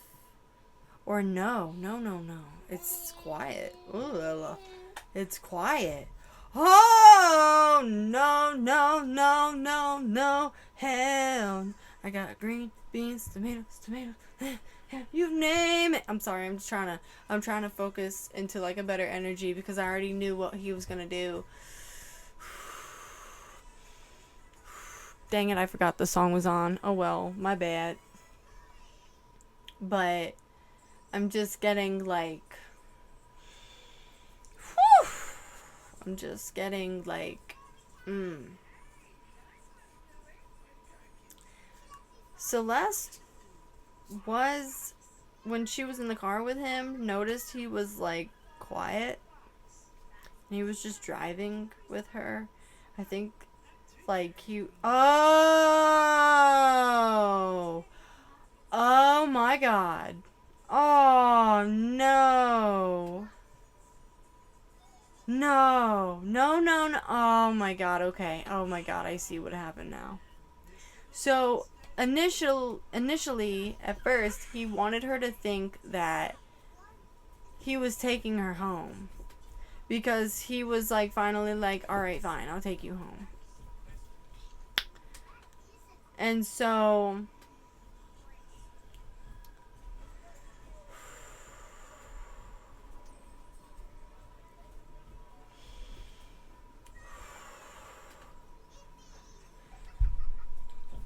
I think I understand the energy. At first, though, what I'm getting is like, it is, I believe, nighttime, and he was taking her home. At least she thought. That's what she's telling me. And while they were driving, I felt like it was just like silent. I don't think the radio was playing. It just was like silent. And like he was just like looking at the road. He wasn't looking at her. He was just very quiet. I don't like the way he's looking. I don't like the way he's looking at you. I'm literally hearing certain lyrics by Nick Jonas, that one Jealous song. Like I'm literally telling Celeste right now from this vision that she's showing me, the way he's looking at her, I'm like literally singing to her right now. I don't like the way he's looking at you, because I really don't. Like he looks like he's up to no good. Like he looks like he looked in the fucking cover when his Atami character was out or whatever the it was.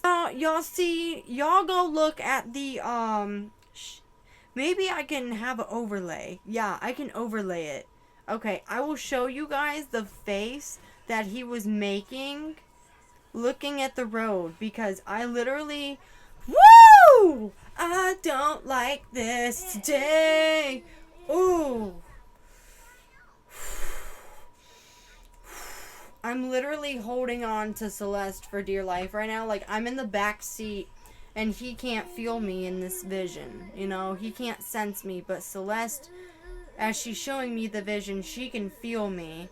But I am just, like, I can feel my hand, like, just holding on to her shoulder tightly. And I'm not letting her go. I'm just in full-on mama bear mode right now. Like, full-on protective mode. Because I can just feel something's going down. Something big, I feel it happening. Feel it in my bones.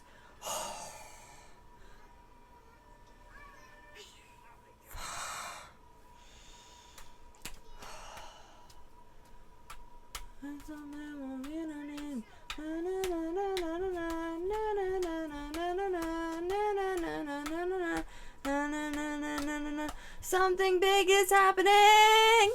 Oh, I keep hearing that one song by Shawn Mendes, but not in a good way at all. In a bad way. I just keep hearing like someone yelling, "Something big is happening. Something big is happening." Oh.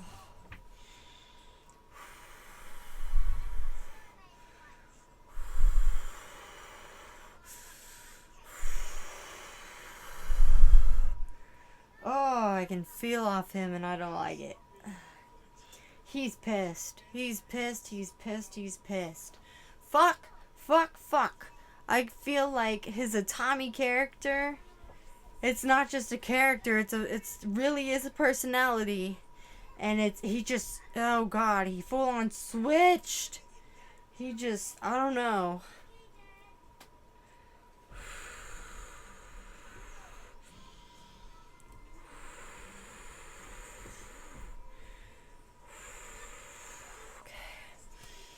Alright, it's okay, it's okay, it's okay. Everything's fine. Everything's fine. We're gonna get through this, girl. It's okay. I keep hearing her tell me, "Are you okay? Are you okay?" And I'm just like, "Yep, I'm good. We got this. We got this. We gonna push through. We got this." Woo! So, he's driving her home, and I see, like, all of these different, like, street lights and stuff. Because he was taking her home. Ah! And I just feel like he kept going. He didn't take her home. He just kept going somewhere else. I don't know where he was taking her, but he kept going. He just kept going. And he had some kind of like, fuck.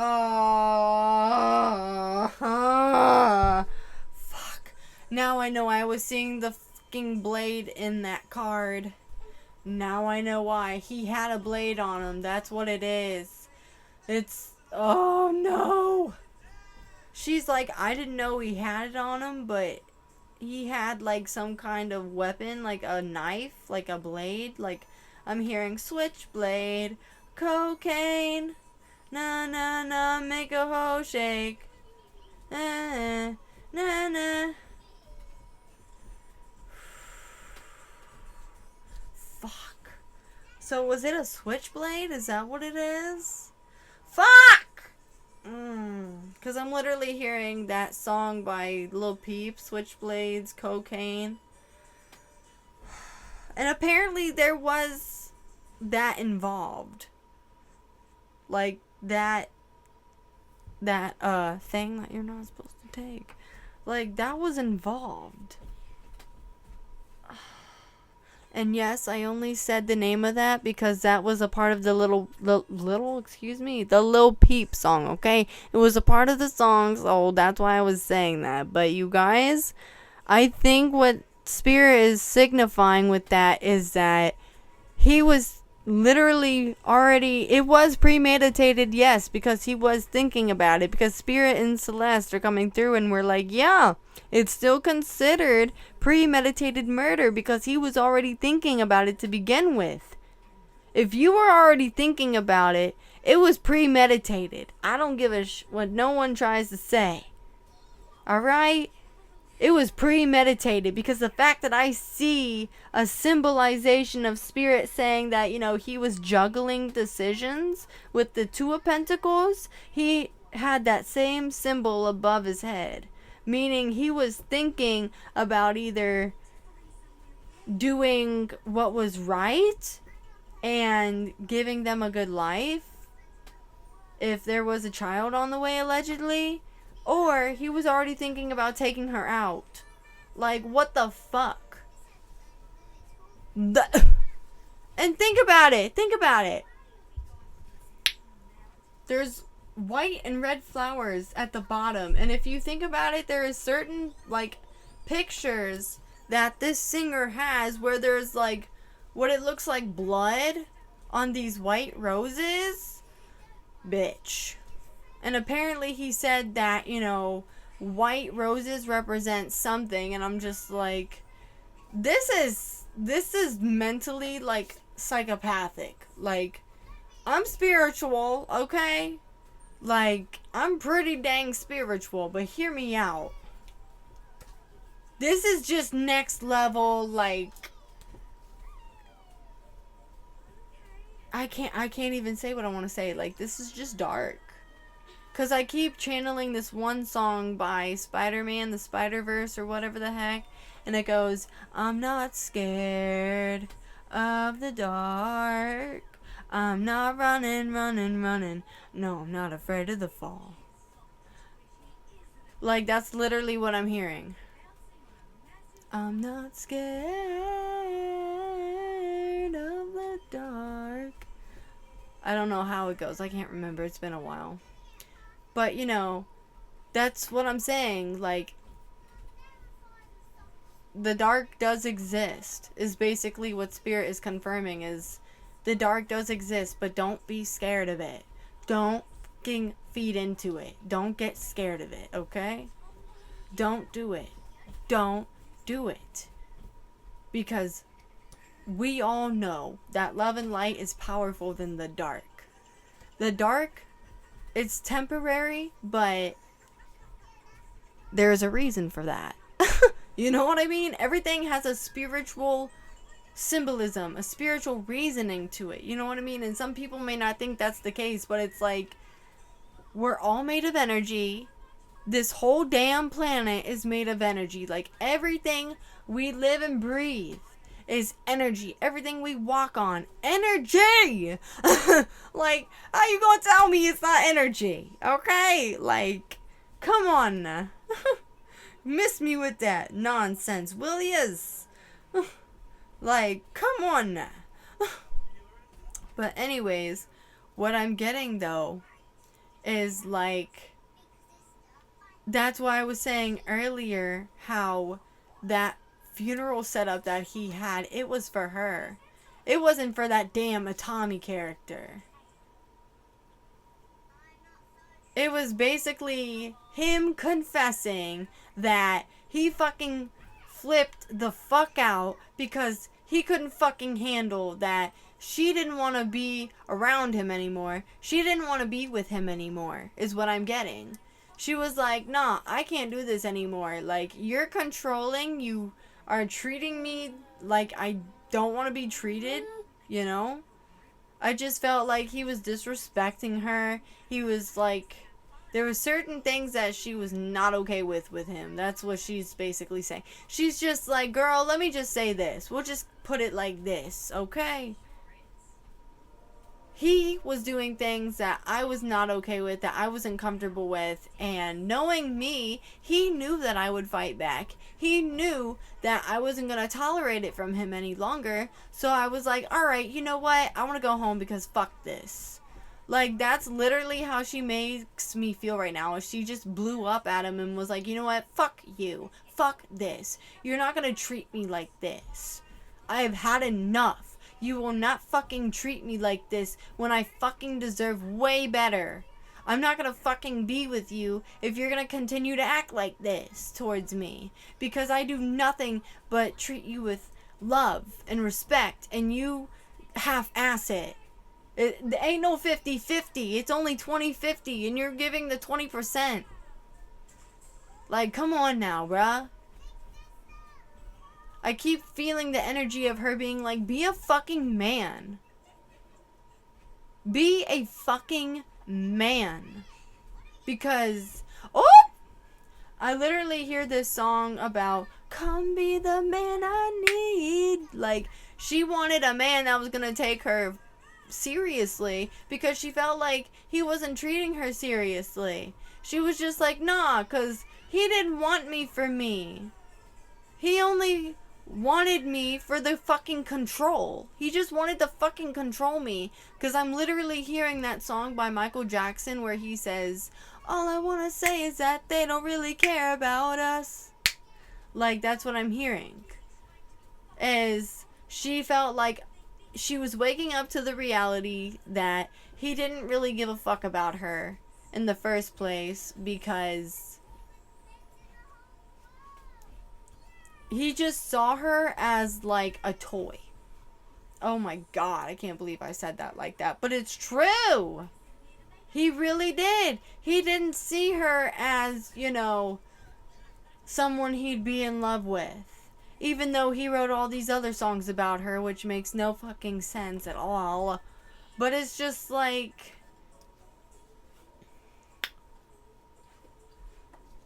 how is it that you go from writing songs about her to then all of this? Like, I'm sorry, you're not spiritual, you are fake spiritual, and you need help. You need to go to a fucking asylum if one exists, for fuck's sakes. You need to go to an asylum. I'm not sorry for saying it. I don't feel bad, because it's the damn truth. Either go to an asylum or go back to the fucking hell you came from. You damn demon.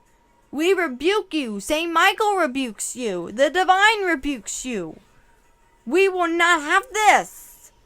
Absolutely not. The fuck? Hunty. Hell to the no. That's not right. That's just demonic.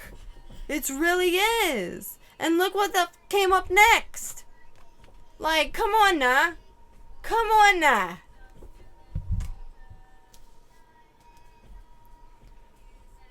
Like, bro. This is why she was saying I'm sorry to her parents and how she wishes she just would have never went back and how she wishes she just would have stayed home. I keep getting this one song too about like this person wishes they could have just stayed in their bed. I think it's either I Hate You, I Love You by Olivia O'Brien and someone else, or I can't remember exactly. But it's like this one song where this person's like, I wish I would have just stayed in fucking bed and left your ass the fuck alone. Like, damn. Ugh. What the fuck? Like, that's what she's making me feel, is she's just like, fuck you. You are not shit. And I hope you eat shit when you go to hell. That's what she's making me feel, is she's like, I hope you eat shit when you get to hell. I hope you do, because you ain't coming here.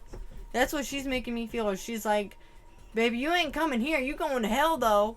And you can eat shit there, too, for all I care. She is coming in spicy. Of course, as she should, though. As she should. But what I feel, though, is like,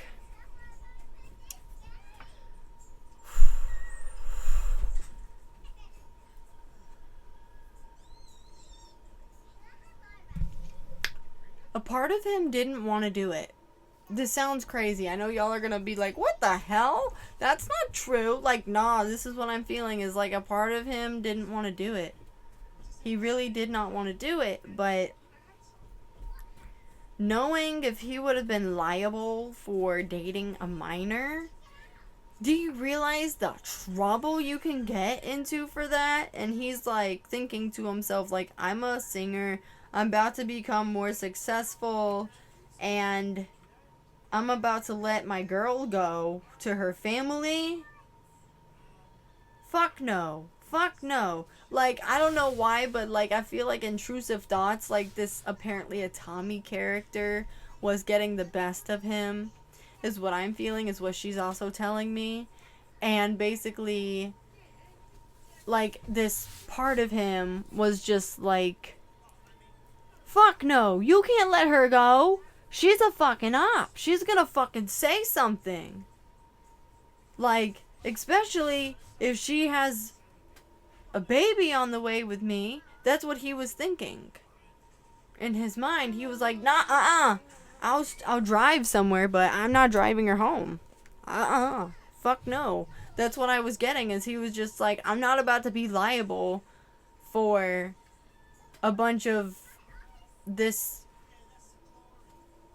I don't want to say it this way, but this is how it's coming through.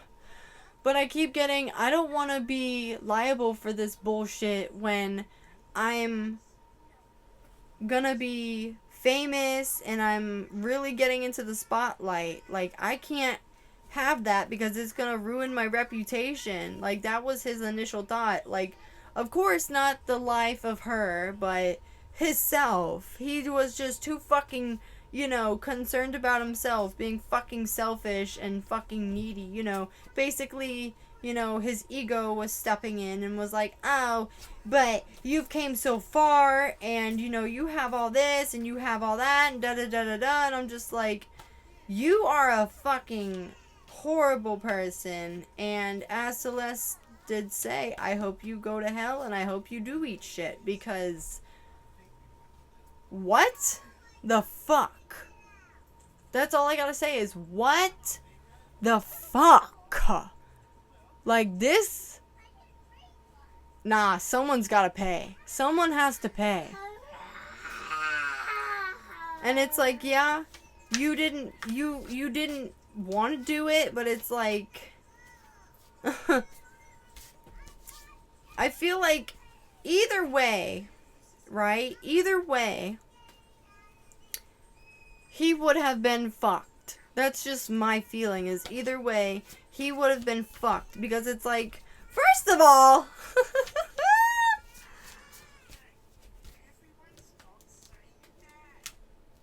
the fact that people knew that she was around you, and you thought she was an op? My God. You're fucking stupid. Like, she loved you, bro. She genuinely fucking thought you were in love with her. She thought what y'all had was real. She just wanted something real. Poor thing. Because, of course, like, when you come from a dysfunctional environment, you don't know what the fuck healthy love is, Because I came from a dysfunctional environment myself when I was a kid. And you know what? It took me a long fucking time to find my dream partner that I have today. My amazing best friend that I can call my husband. Like, I have been through some fucked up situations with relationships, okay? Like, really fucked up things when it comes to relationships and love in general, because I had to realize throughout my spiritual journey that, in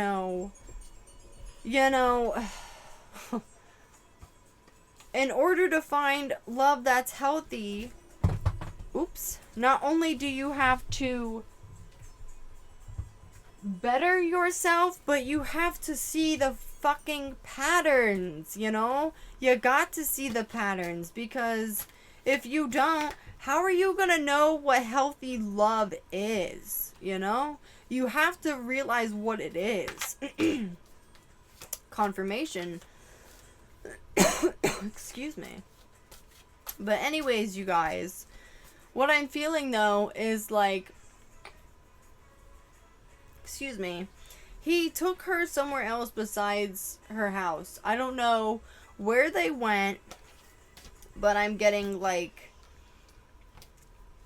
I don't feel like they went to a park. Although I feel like the argument could have happened at a park. I don't know. I'm just seeing, like, she's showing me something about a park. Maybe that was like the area that she was by when they were driving, or maybe there's a park around where he lives, or where he lived at that time, or where she had been living at that time. But I keep seeing something about a park at night. I don't know what that's about, but okay. But I'm just getting like,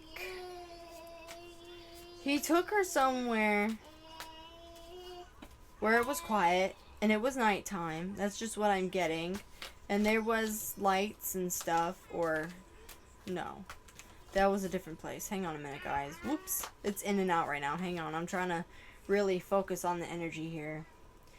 Oh, he took her to some, like, place, like, I don't know if it was abandoned or something. I don't know. It just looks like a place that's just, like, closed off to the public. It's like some kind of place that you wouldn't really consider to be public. It's giving, that one song by The Mockingjay. The Hanging Tree. I'm literally channeling, are you coming to the tree? Oops. Excuse me, my bad, I'm so sorry. I hear next, though, they strung up a man. They said he murdered 3. Strange things had happened here, no stranger would it be. Are you coming to the tree? Let me see, hold on. Are you coming to the tree? Strange things have happened here, no stranger would it be. Shoot, my phone died. And then at last within that hanging tree.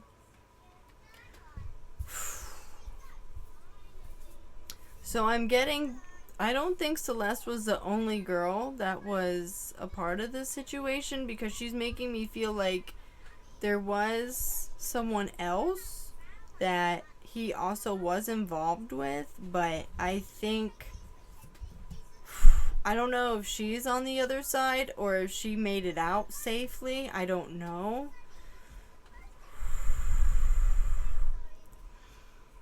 But I'm feeling like this was like the first girl and then it was Celeste. I feel like David's karma was definitely Celeste. Because I feel like he had been known to do this. Like, because I'm feeling like guided to go back to the gore, where he said he loved watching gore. Oh my god, what did I just tell you guys about he didn't want to do it? About he didn't want to kill her, and she genuinely thought that he loved him, but turns out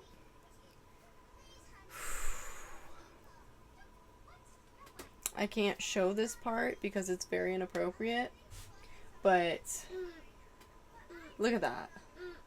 Look at that. Like, what the heck? That just shows. But it came out in reversed.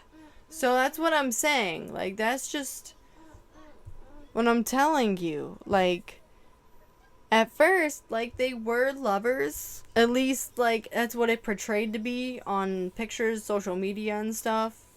But, I mean, I feel like, you know, he genuinely did have some love within his heart for her.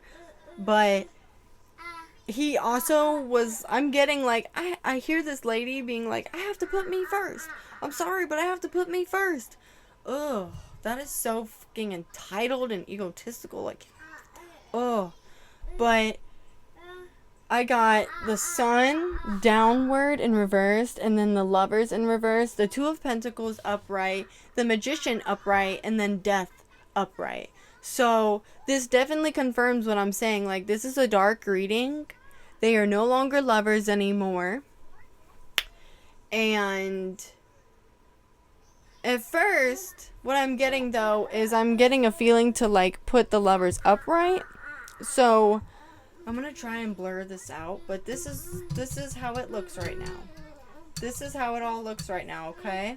So right now we've got the Sun, and it's in reversed. We've got the Lovers upright because, you know, they were a thing when she was here on Earth. And then we've got the Two of Pentacles, which signifies that, you know, of course, he was balancing decisions whether he wanted to make a better life knowing he was gonna become a dad, if that's what the case was, allegedly.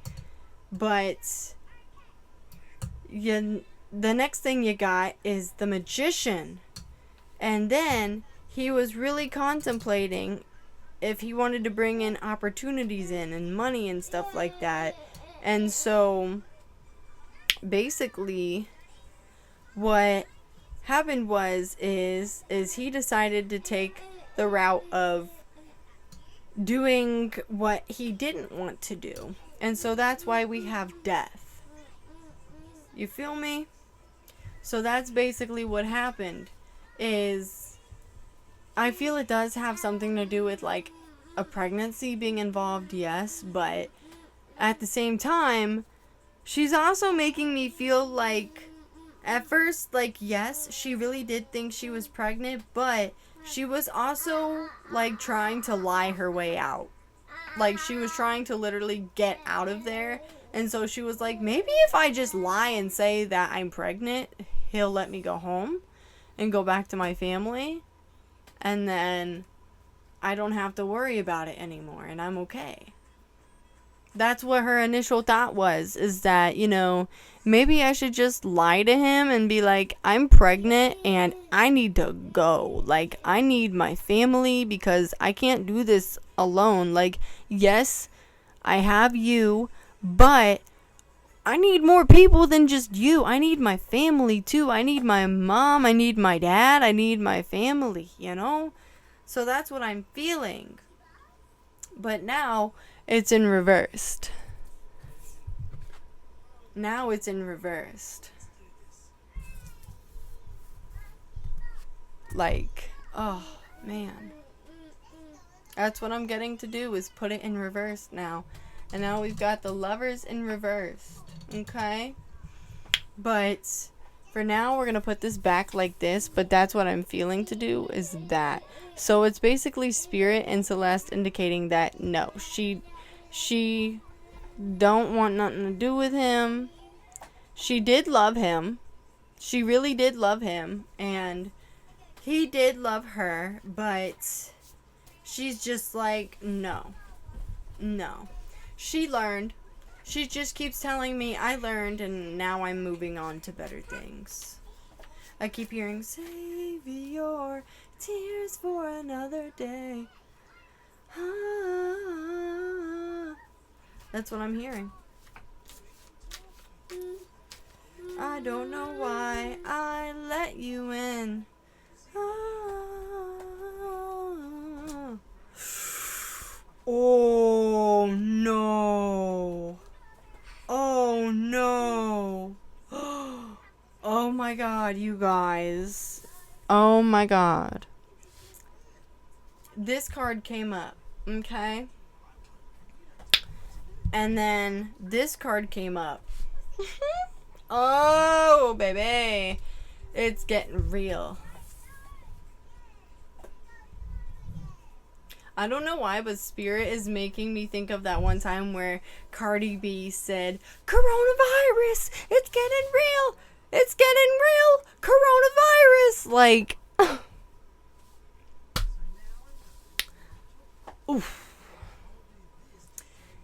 I don't know why, but like Spirit is making me see like David's energy, excuse my language, I'm sorry, I don't mean to say his name. Sorry, Celeste, I don't like to trigger her. Sorry, I apologize.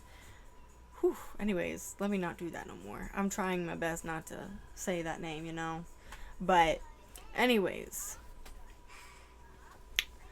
I'm just getting, like, Spirit wants me to see him as, like, this disease. Because, really, this is weird. This is very weird what Spirit's making me feel and showing me right now. But I feel like, you know,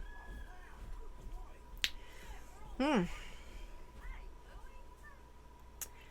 kind of feels like the opposite. Like, I felt like Cece wanted to be him and he wanted to be her. It sounds so weird because, like, she wanted what he had because she was, like, just wanting a better life in general, but she, overall, though, did not know that, like, he was, like, obsessed with her, but in, like, the most toxic ways possible, you know? Like, she just thought it was love.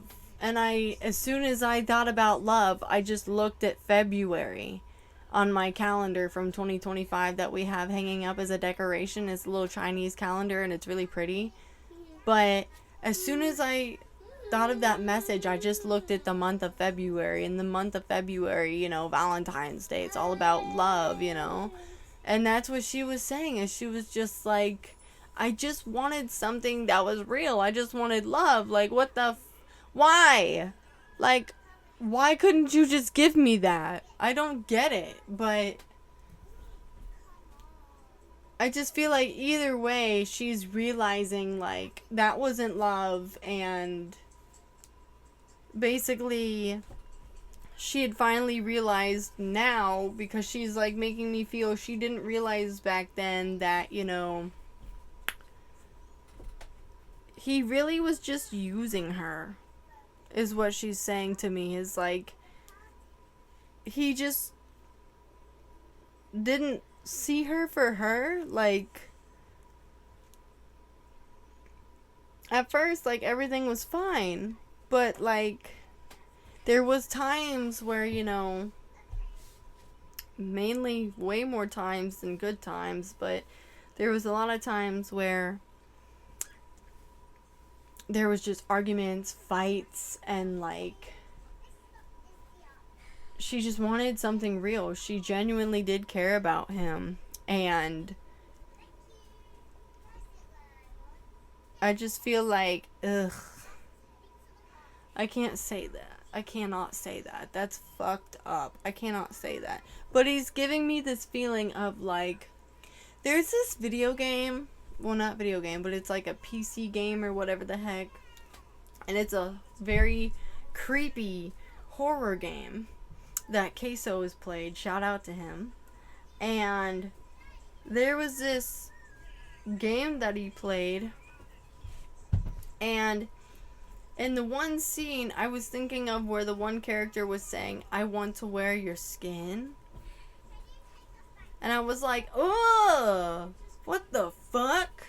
Like, I don't know, that's just what I was feeling off of him, is like, when it came to his obsession to her, he's just like a little too obsessed with her. Like, not even a little, way too obsessed with her. Like, he didn't just feel like he was in love with her. This was like, it got to the point where it was toxic, and he actually wanted to transform into her and literally be her. Legitimately. Because there's even, like, pictures where she's wearing a wig and Hello Kitty stuff, and, like, there's pictures where he's wearing the blue wig that she was wearing, and he had a bunch of Hello Kitty stuff, and then he made TikToks about, like, imagine not being able to pay for therapy, and they bring in the fucking Hello Kitty girl from years ago, and I'm like, you're a fucking disgrace. You are a piece of fucking scum. Like, seriously, what in the fuck? You are literal fucking scum of the earth. Go to hell. And matter of fact, we all know that's where you're going. We do. We all know that's where you're going. Even Celeste, she does. She knows that. But anyways, long story short though, that's just what I'm feeling. Is like, he literally wanted to be her. Like, I just feel like he wanted to destiny swap with her. Why? I don't know though. I don't understand that. Okay, never mind. I get it. She had all of these projects that she had been working on, you know, that she wanted to do, and that's why, like, she was around David because David promised her all these things, and, like, she's talking about, like, broken promises and stuff, and basically how he gaslit her, how he lied to her, how other people would gaslit her and lied to her, including certain family members. Not to go there, but it's true. That's what she's saying. Hang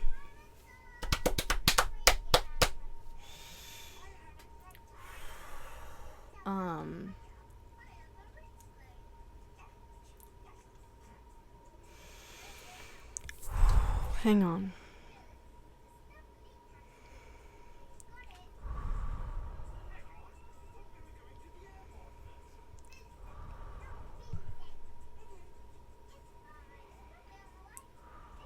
So,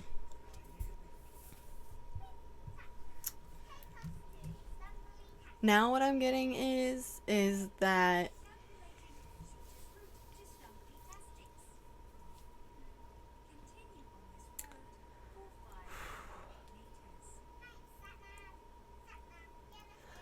I don't know what happened. All of a sudden I was with it and then it just completely stopped. I don't know what happened. Sorry.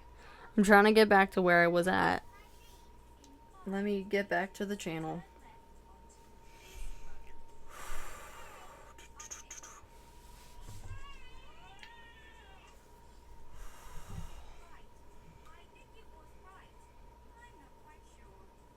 Okay, so what I'm feeling is like, he wanted a destiny swap with her because he saw the potential that she had. He was jealous of her light because, you know, he just knew that she was going to take off and be successful, and he knew that this day was going to happen. I don't know. I just feel like a part of him, like, maybe not physically, but his spirit was like, nah, I can't let this shit happen. I'm literally getting the song by Hollywood Undead. Ew. I hate Hollywood Undead. Like, respectfully, no offense to them, but it's just like bad memories, traumatic stuff, you know. Anyways, I just keep hearing the one lyrics to that song where it goes, I don't wanna die, I don't wanna die, no, I don't wanna die, but you're gonna have to.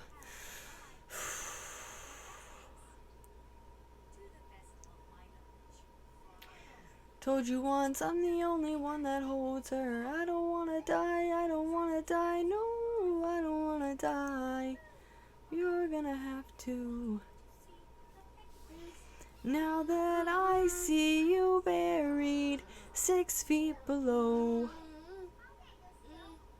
I couldn't let you live, but I didn't wanna die. I don't wanna die, I don't wanna die, no, I don't wanna die, but you're gonna have. Like, that's what I'm hearing. That's what I'm hearing. Is like, a part of him knew deep down, like deep down in his soul, he knew this day was coming. He knew. So that's why I'm saying, like, he didn't want to do it, but at the same time, knowing all the shit that was gonna go down in the future, oh, he knew it was coming. But he still insisted on doing what he did. So not only is he insane, respectfully, to all the other people out there who actually have, you know, mental illnesses and stuff, you know, but not respectfully to him, because fuck him. He doesn't deserve my respect, period. But I do want to make this known. just because a person has mental health problems, okay, doesn't mean that we don't take it seriously, okay? This is why we take mental health problems seriously. And I'm not just saying it has stuff to do with mental health, but bitch, like, what the fuck? Like, come on, bruh. Yes, spirituality does exist. Yes, mental health problems do exist. But for fuck's sakes, this could have been prevented. Like, for fuck's sakes, as I'm going through the reading and I'm getting guided to certain things from Spirit and Cece, it just makes me realize to myself, this shit could have been prevented if the parents would have just done their fucking job. With all due respect, if the parents would have just done their fucking job and actually listened to her and made her feel loved and just stop having to make a fight out of stuff with her, she wouldn't have had this happen. She wouldn't have felt like running away in the first place.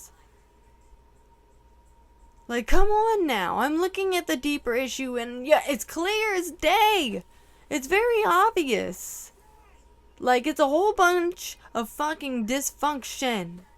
It's a whole bunch of rabbit holes. It's not just one, it's a whole dozen of them. Damn, Bobby. Shit. Come on now, this shit could have been prevented. I don't want to hear it. There's no fucking reason this shit could have been not prevented. I don't know. Like, what the fuck? Damn. This shit making my Sicilian come out a tiny bit. I'm not gonna lie. Like, damn, when I be, like, feeling it and I be mad sometimes or frustrated, like, oh, it just comes out, you know?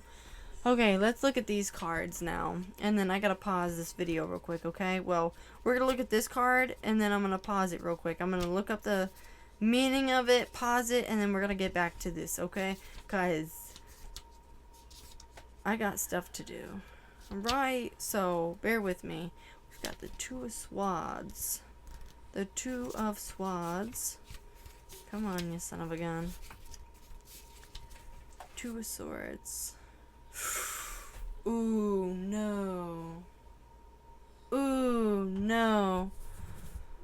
So that's why it was upright at first. Okay. I thought it was meant to be reversed. I guess not. Okay, that's why I had a feeling to do that. So the 2 indicates a conflict with no clear resolution. It may also represent a challenging decision. What did I say? What did I say? It just makes sense, right? And then we've got this other card. 8 of Swords symbolizes feeling trapped and restricted, perhaps by one's own decisions. Self-imposed barriers can be shed with an open mind. What did I say? Anyways, thank you, next bitch. No, I'm just kidding. Let me pause this real quick though. Alright, I'll be back, homies. Hey guys, I'm back. So, you guys, hear me out. Before I got into this video, I just asked a quick question that was like a major question to Divine Spirit and God and higher power, the divine universe, divine source, you know? And basically it took me a minute because, you know, it was a major question. It was a big answer, so, you know, it'll take a minute for the answers to come through. But I asked if, you know, Celeste was going to get justice. I did feel like she would, but I said that the world wants reassurance on if she's going to receive her justice, and I received this card. And the energy actually felt really good off of it. I actually loved what I felt off of it. And guess what the flip this card means? I can't, with, like, how right I am right now. Like, I'm so proud of myself. I'm figuring this out. Normally, like, I'm not tuned in and I'm like, what? But it says that, I'll even show you guys. It says, here, there you go, y'all can see that better. The 9 indicates satisfaction and appreciation for emotional and material accomplishments. think about what that means. Material and emotional accomplishments, right? There's so many, like, different pieces of paperwork, different videos of evidence about this whole case. And Spirit's basically confirming that, yes, she's gonna persevere, she's gonna get justice, justice will prevail, because, yes, someone has to pay for this, because this was not only evil, but this was, I can confirm, premeditated. This was premeditated because of this very card. Like, if you were thinking about it from the start, you fucking premeditated it. I don't want to hear it. I don't want to hear it. But anyways, y'all, we basically found out why he did it, why he did what he did to her. And we basically found out, you know, what the situation is. And I hate to say this, but yes, the singer does seem to have mental illnesses of some sort, but this gives you still no excuse and no right to do what the hell you did to her. Like, there's people who have way worse mental health problems, and they're not out here killing people. You have a choice, and you can choose if you want to be a good person or if you want to murder somebody. You have free will. You do have free will. And yes, I understand, you know, mental issues are like a big problem in this world. I do understand that. But it's like, I know what I know now, and the answers are clear as day. Like, he knew what he was doing. He knew what he was about, and he wants to act like, oh, well, you know, I want to plead insanity. No, you weren't fucking insane. You weren't fucking insane. You knew what you were doing. You just didn't want to get caught. You're a fucking selfish, low-life piece of shit. You didn't care about her. You didn't fucking love her.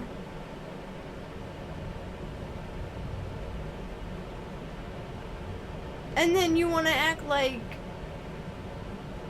you don't have no involvement with her. But yet there's pictures of you and her all over, where she's covering her face and things. You know what the hell you were about. And the fact that, you know, it's understandable. She was a child. She didn't know any better. She was immature, you know? But it's like, the fact that she knew, but of course, you're an adult and you know, like, what makes you think it was okay to do that? To even bother with her? To have anything to do with her? Like, be so for real. Like, it shows. It shows right here. I'm gonna even take my phone off the stand so I can show y'all this craziness. Oh shoot, where's that final card at? Okay, here it is. Here it is. But this just goes to show you guys that this is the truth of this reality, of this whole situation. He knew what he was doing. And yes, she did know what, you know, was up with the situation. She realized the situation was, you know, a bit odd and was weird, but, you know, she didn't think anything of it. He thought the same way, but, you know, you'd think to yourself as an adult, like, you'd think you would know fucking right from wrong, you inconsiderate, uncultured piece of scum. Mic drop. But yeah, let me show y'all. Like, I can't make this up. What the like, the proof is in the pudding.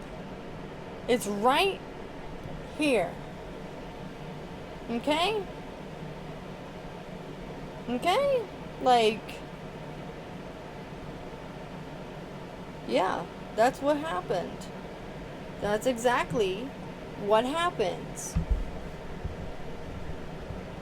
So yeah, guys, that was basically it for this tarot reading. I also want to give a quick message now that this reading is through, but I'm gonna put these cards away real quick. But give me 1 second, you all. Alright, you all, I'm back. So, as I was saying, as I'm putting these cards away, now that this channeled session has ended and it is done, I now want to relay a message to Miss Celeste Rivas Hernandez. I also want to relay a message to her ancestors on the other side, because this was one hell of a reading. Like, this was amazing how accurate this was, and I haven't really been able to tune in like that in like a while because there's just been so much going on, and we just had that blood moon, and then we just had retrograde. We're still in retrograde. But I mean, you feel me? Like, that's what I'm saying. You know? But anyways, I'm going to say a message to Celeste Rivas Hernandez. But before I do, I want to pull a couple of cards real quick out of my Angel Tarot deck, just to see, you know, who is helping Celeste in the afterlife, you know? Alright. And then just to show y'all, this is what the book looks like. It's so beautiful, right? So gorgeous. And then we've got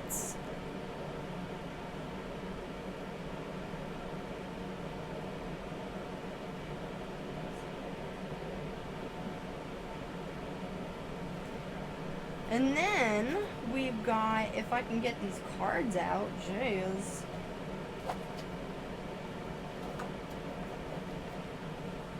Alright. And then here they are. This is my favorite deck. Like, not that I have one favorite. I mean, the black one is like my second favorite, but this is my first favorite because, bitch, it's in gold. What in the fuck? You know what? It's fine.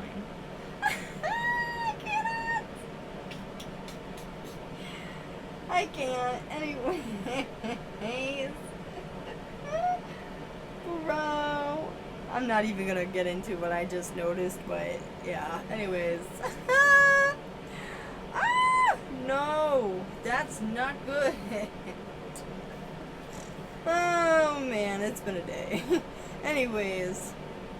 Let me show you guys my tarot card deck, though, real quick. This is my Angel Tarot, okay? But look how cute this is. Like how beautiful she is. You feel me? Like, yes. And if y'all want, I can see if I can find it on Amazon, and I can put the link down below. You feel me? Okay, bet. So anyways, guys, I'm gonna knock on the deck. I'm gonna knock on the tarot deck. Oh shoot, hang on a minute. Some cards are backwards. Hang on a minute.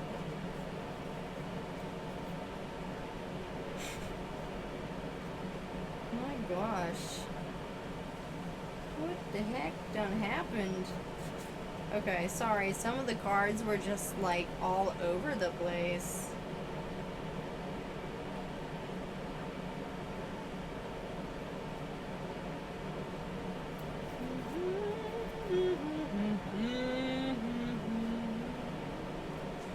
Hang on a second. My bad.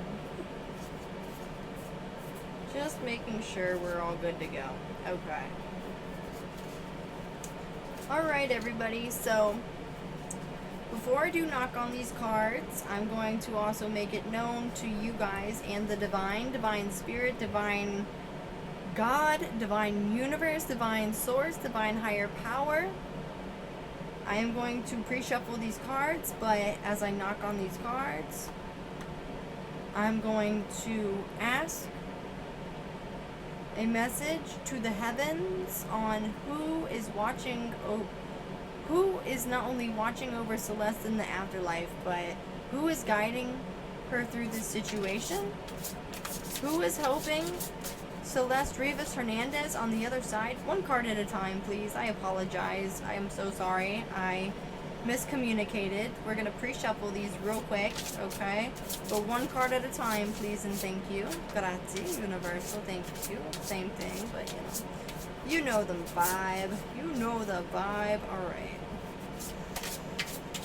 Alright, angels. Come through, angels. Who is protecting her on the other side? Who is guiding her through this situation on the other side? Come through, come through. Please, and thank you so much. Thank you. So far, there's nothing yet, but this is a big answer, you know, so it'll probably take a minute. But I'm sure someone will come through. Oop, that one really came out. Although, I don't know. Oh my. Oh wow, that's crazy. I pulled that out. It's funny, I was just talking about who is guiding her on the other side. Wheel of Fortune. Metatron. The Recording Angel. Advancement and progress. Teaches, guides, and records events in the Book of Life. Wow! How beautiful is that? Hello, Mr. Metatron. Okay. Hi, sir. That's what's up. Hell yeah. Hell yeah.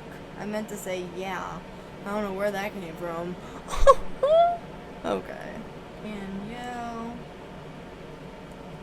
Dang, I did not read this far into this, but it's okay. I'll figure it out.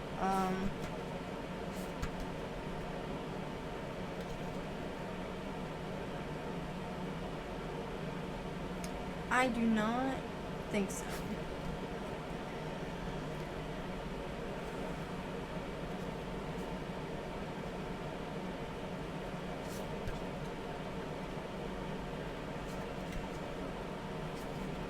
And then where is... Oh! Archangel Metatron. The Recording Angel.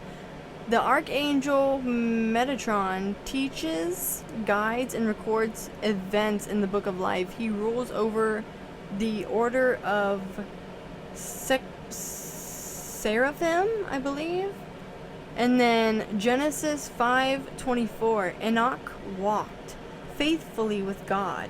Then he was no more, because God took him away. Oh, that's scary.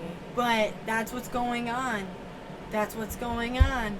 He's getting down to business for Celeste in the afterlife. Guiding her, teaching her, helping her. Alright, who else is helping her on in the afterlife? Thank you so much for coming through. Archangels. I don't know if that's an archangel. I think it is. Sorry, I'm not very caught up with it. I be trying, you know, but I be busy. I try though, you know. But, you know, I'd be a little behind on certain things. But anyways, let's see. Alright, angels, come through, archangels. Who is helping Celeste in the afterlife with this current situation? Who is helping Celeste Rivas Hernandez? Oh! Whoa. 3 of Cups. I don't want to say their name wrong, but I don't know how you say it. I'm sorry. I'm so sorry. Excuse my French, but I don't know how you say that. 3 of Cups, but that's their name, and they're the right hand of God. Oh, man.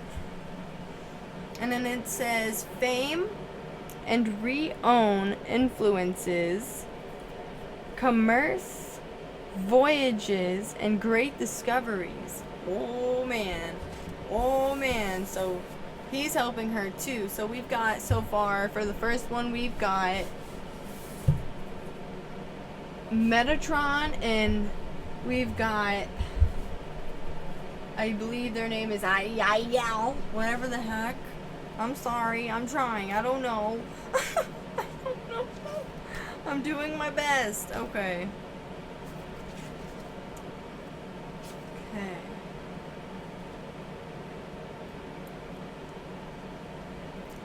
No, that's not him. Oh shoot. Uriel. No, that's not him. Who is he? Okay. Oh, so he is an archangel. I had a feeling he was an archangel.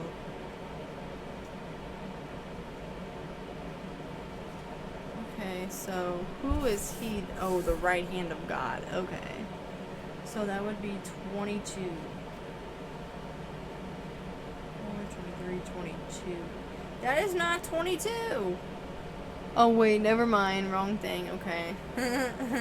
Whoops. That was silly. I'm trying to figure it out. Okay, I don't know what I'm doing. I'm looking at it though.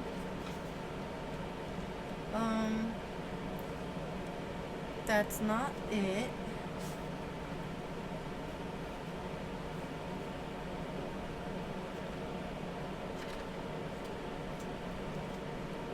Lord, have mercy. No, I'm just kidding. Sorry. My bad. Let me not.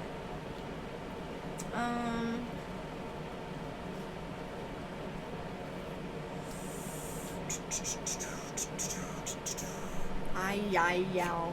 That's what I want. Oh, wow. I just said it, and there he is. Or they. Sorry. I don't know which gender they are, and I don't want to disrespect them by saying the wrong thing. So, my bad. My bad.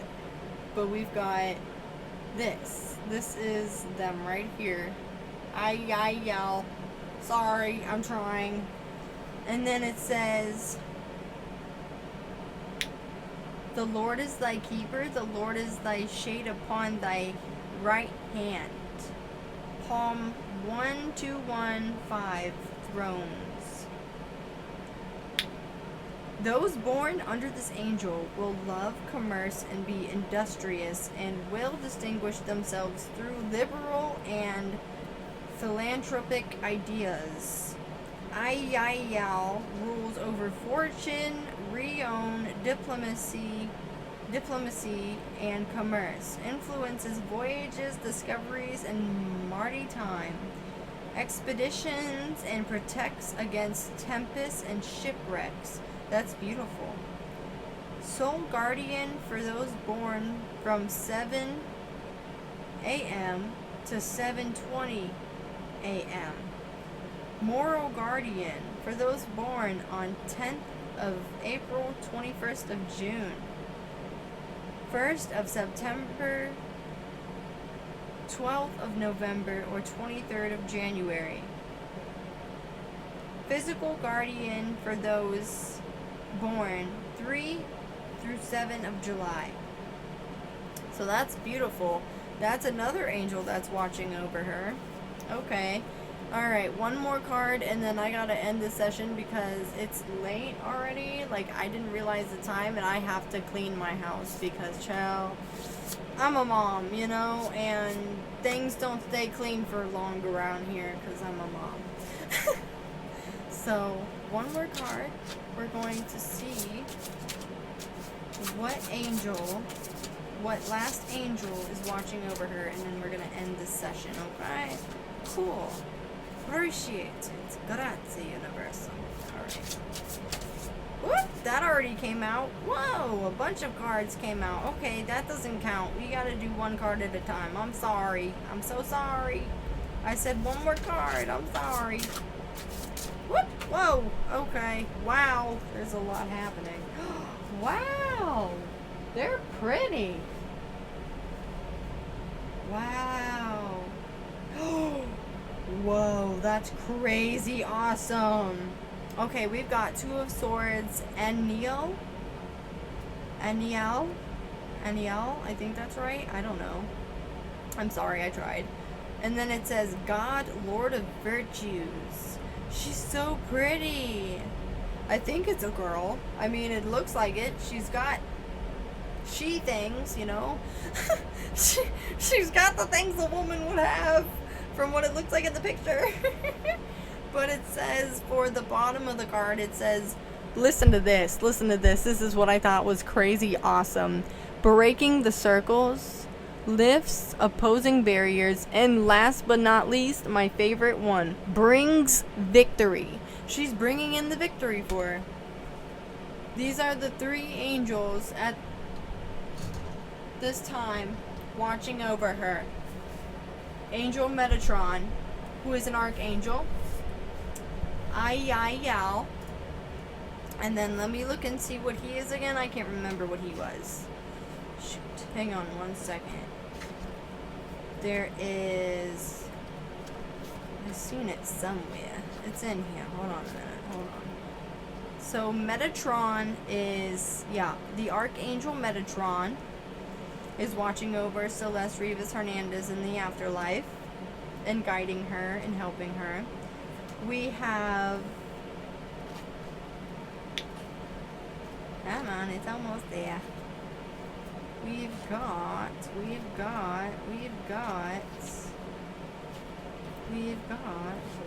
Where is it? There we go. We've got Ayayal, the right hand of God. And then, last but most importantly, of course, Eniel, which looks like a woman, for Two of Swords. We're gonna see where she's at because I don't know where she's at in this, but I will have to look.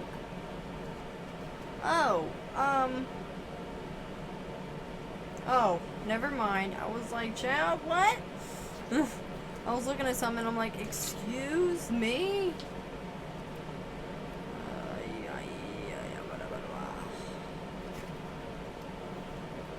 There it is. I found it. Here she is. She's right here. Oops. That's what she looks like. And then it says...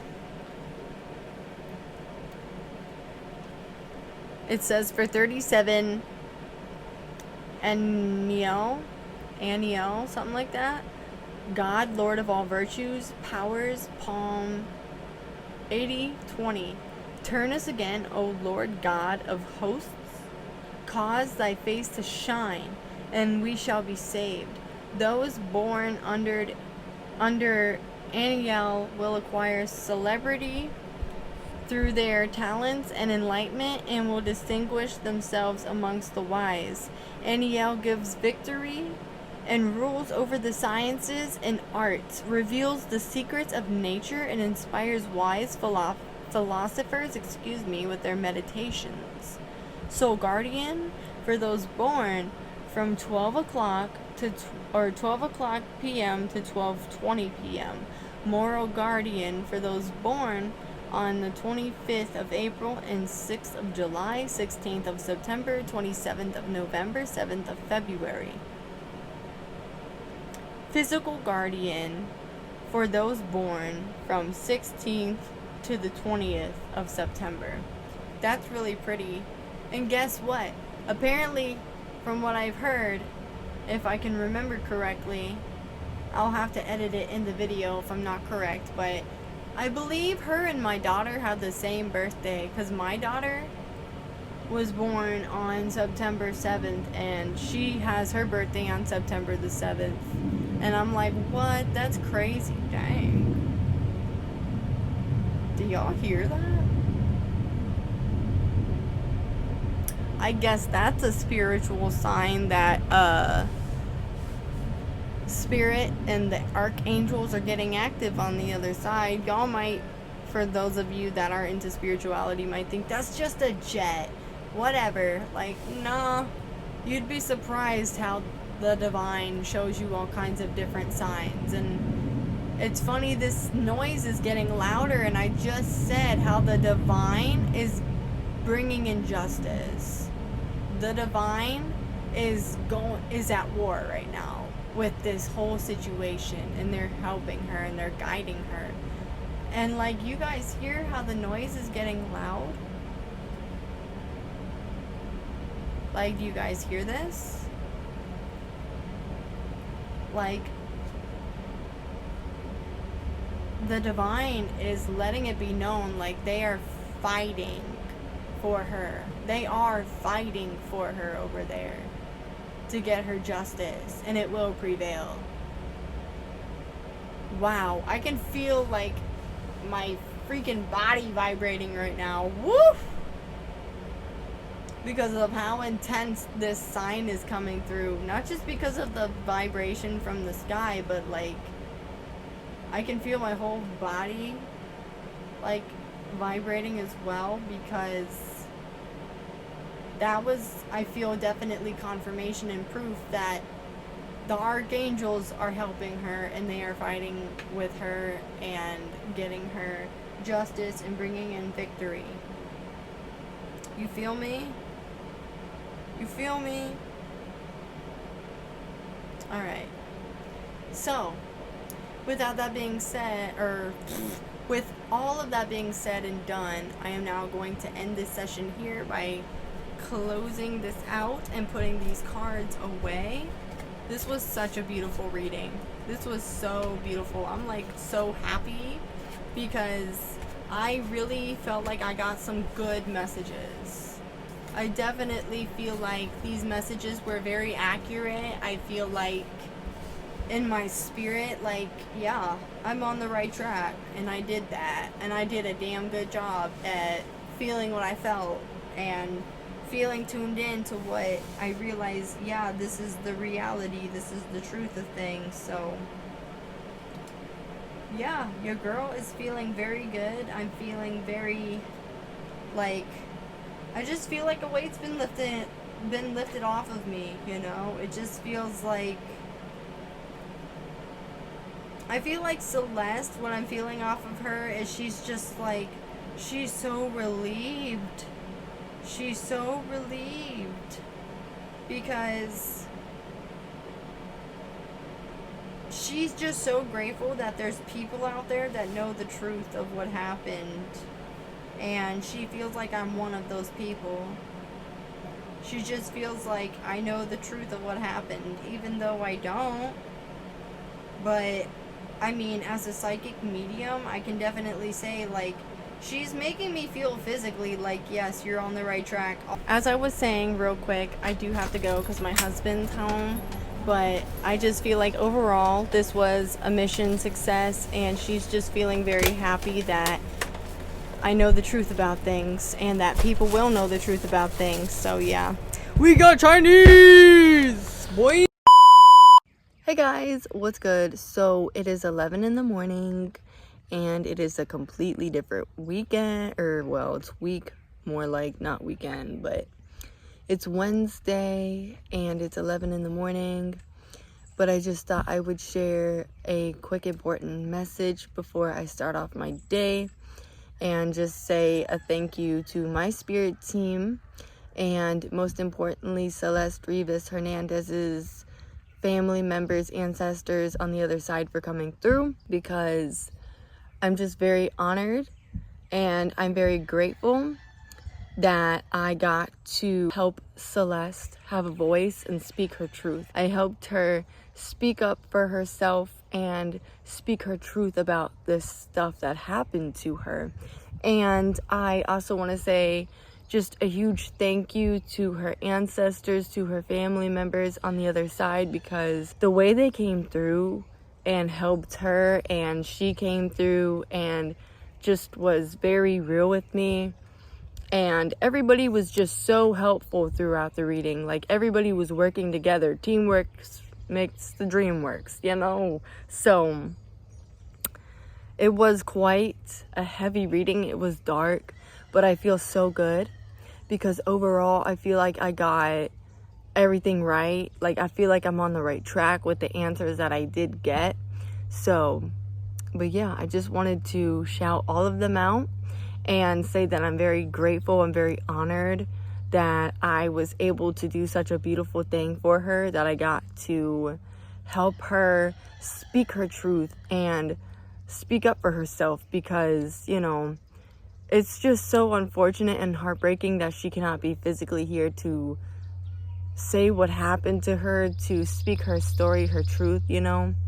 But I know for sure that she is just so happy and she's feeling so good that people are helping her tell her truth and helping her have a voice. So I want to also, real quick though, on a real quick note, thank my ancestors, my spirit team, my spirit guides, and God, the universe, divine source in general, because we really did an amazing job. And this reading was one incredibly accurate reading. So I'm very proud of how this all went. We got very clear, accurate answers. And yeah, I can definitely say it was a very successful second part.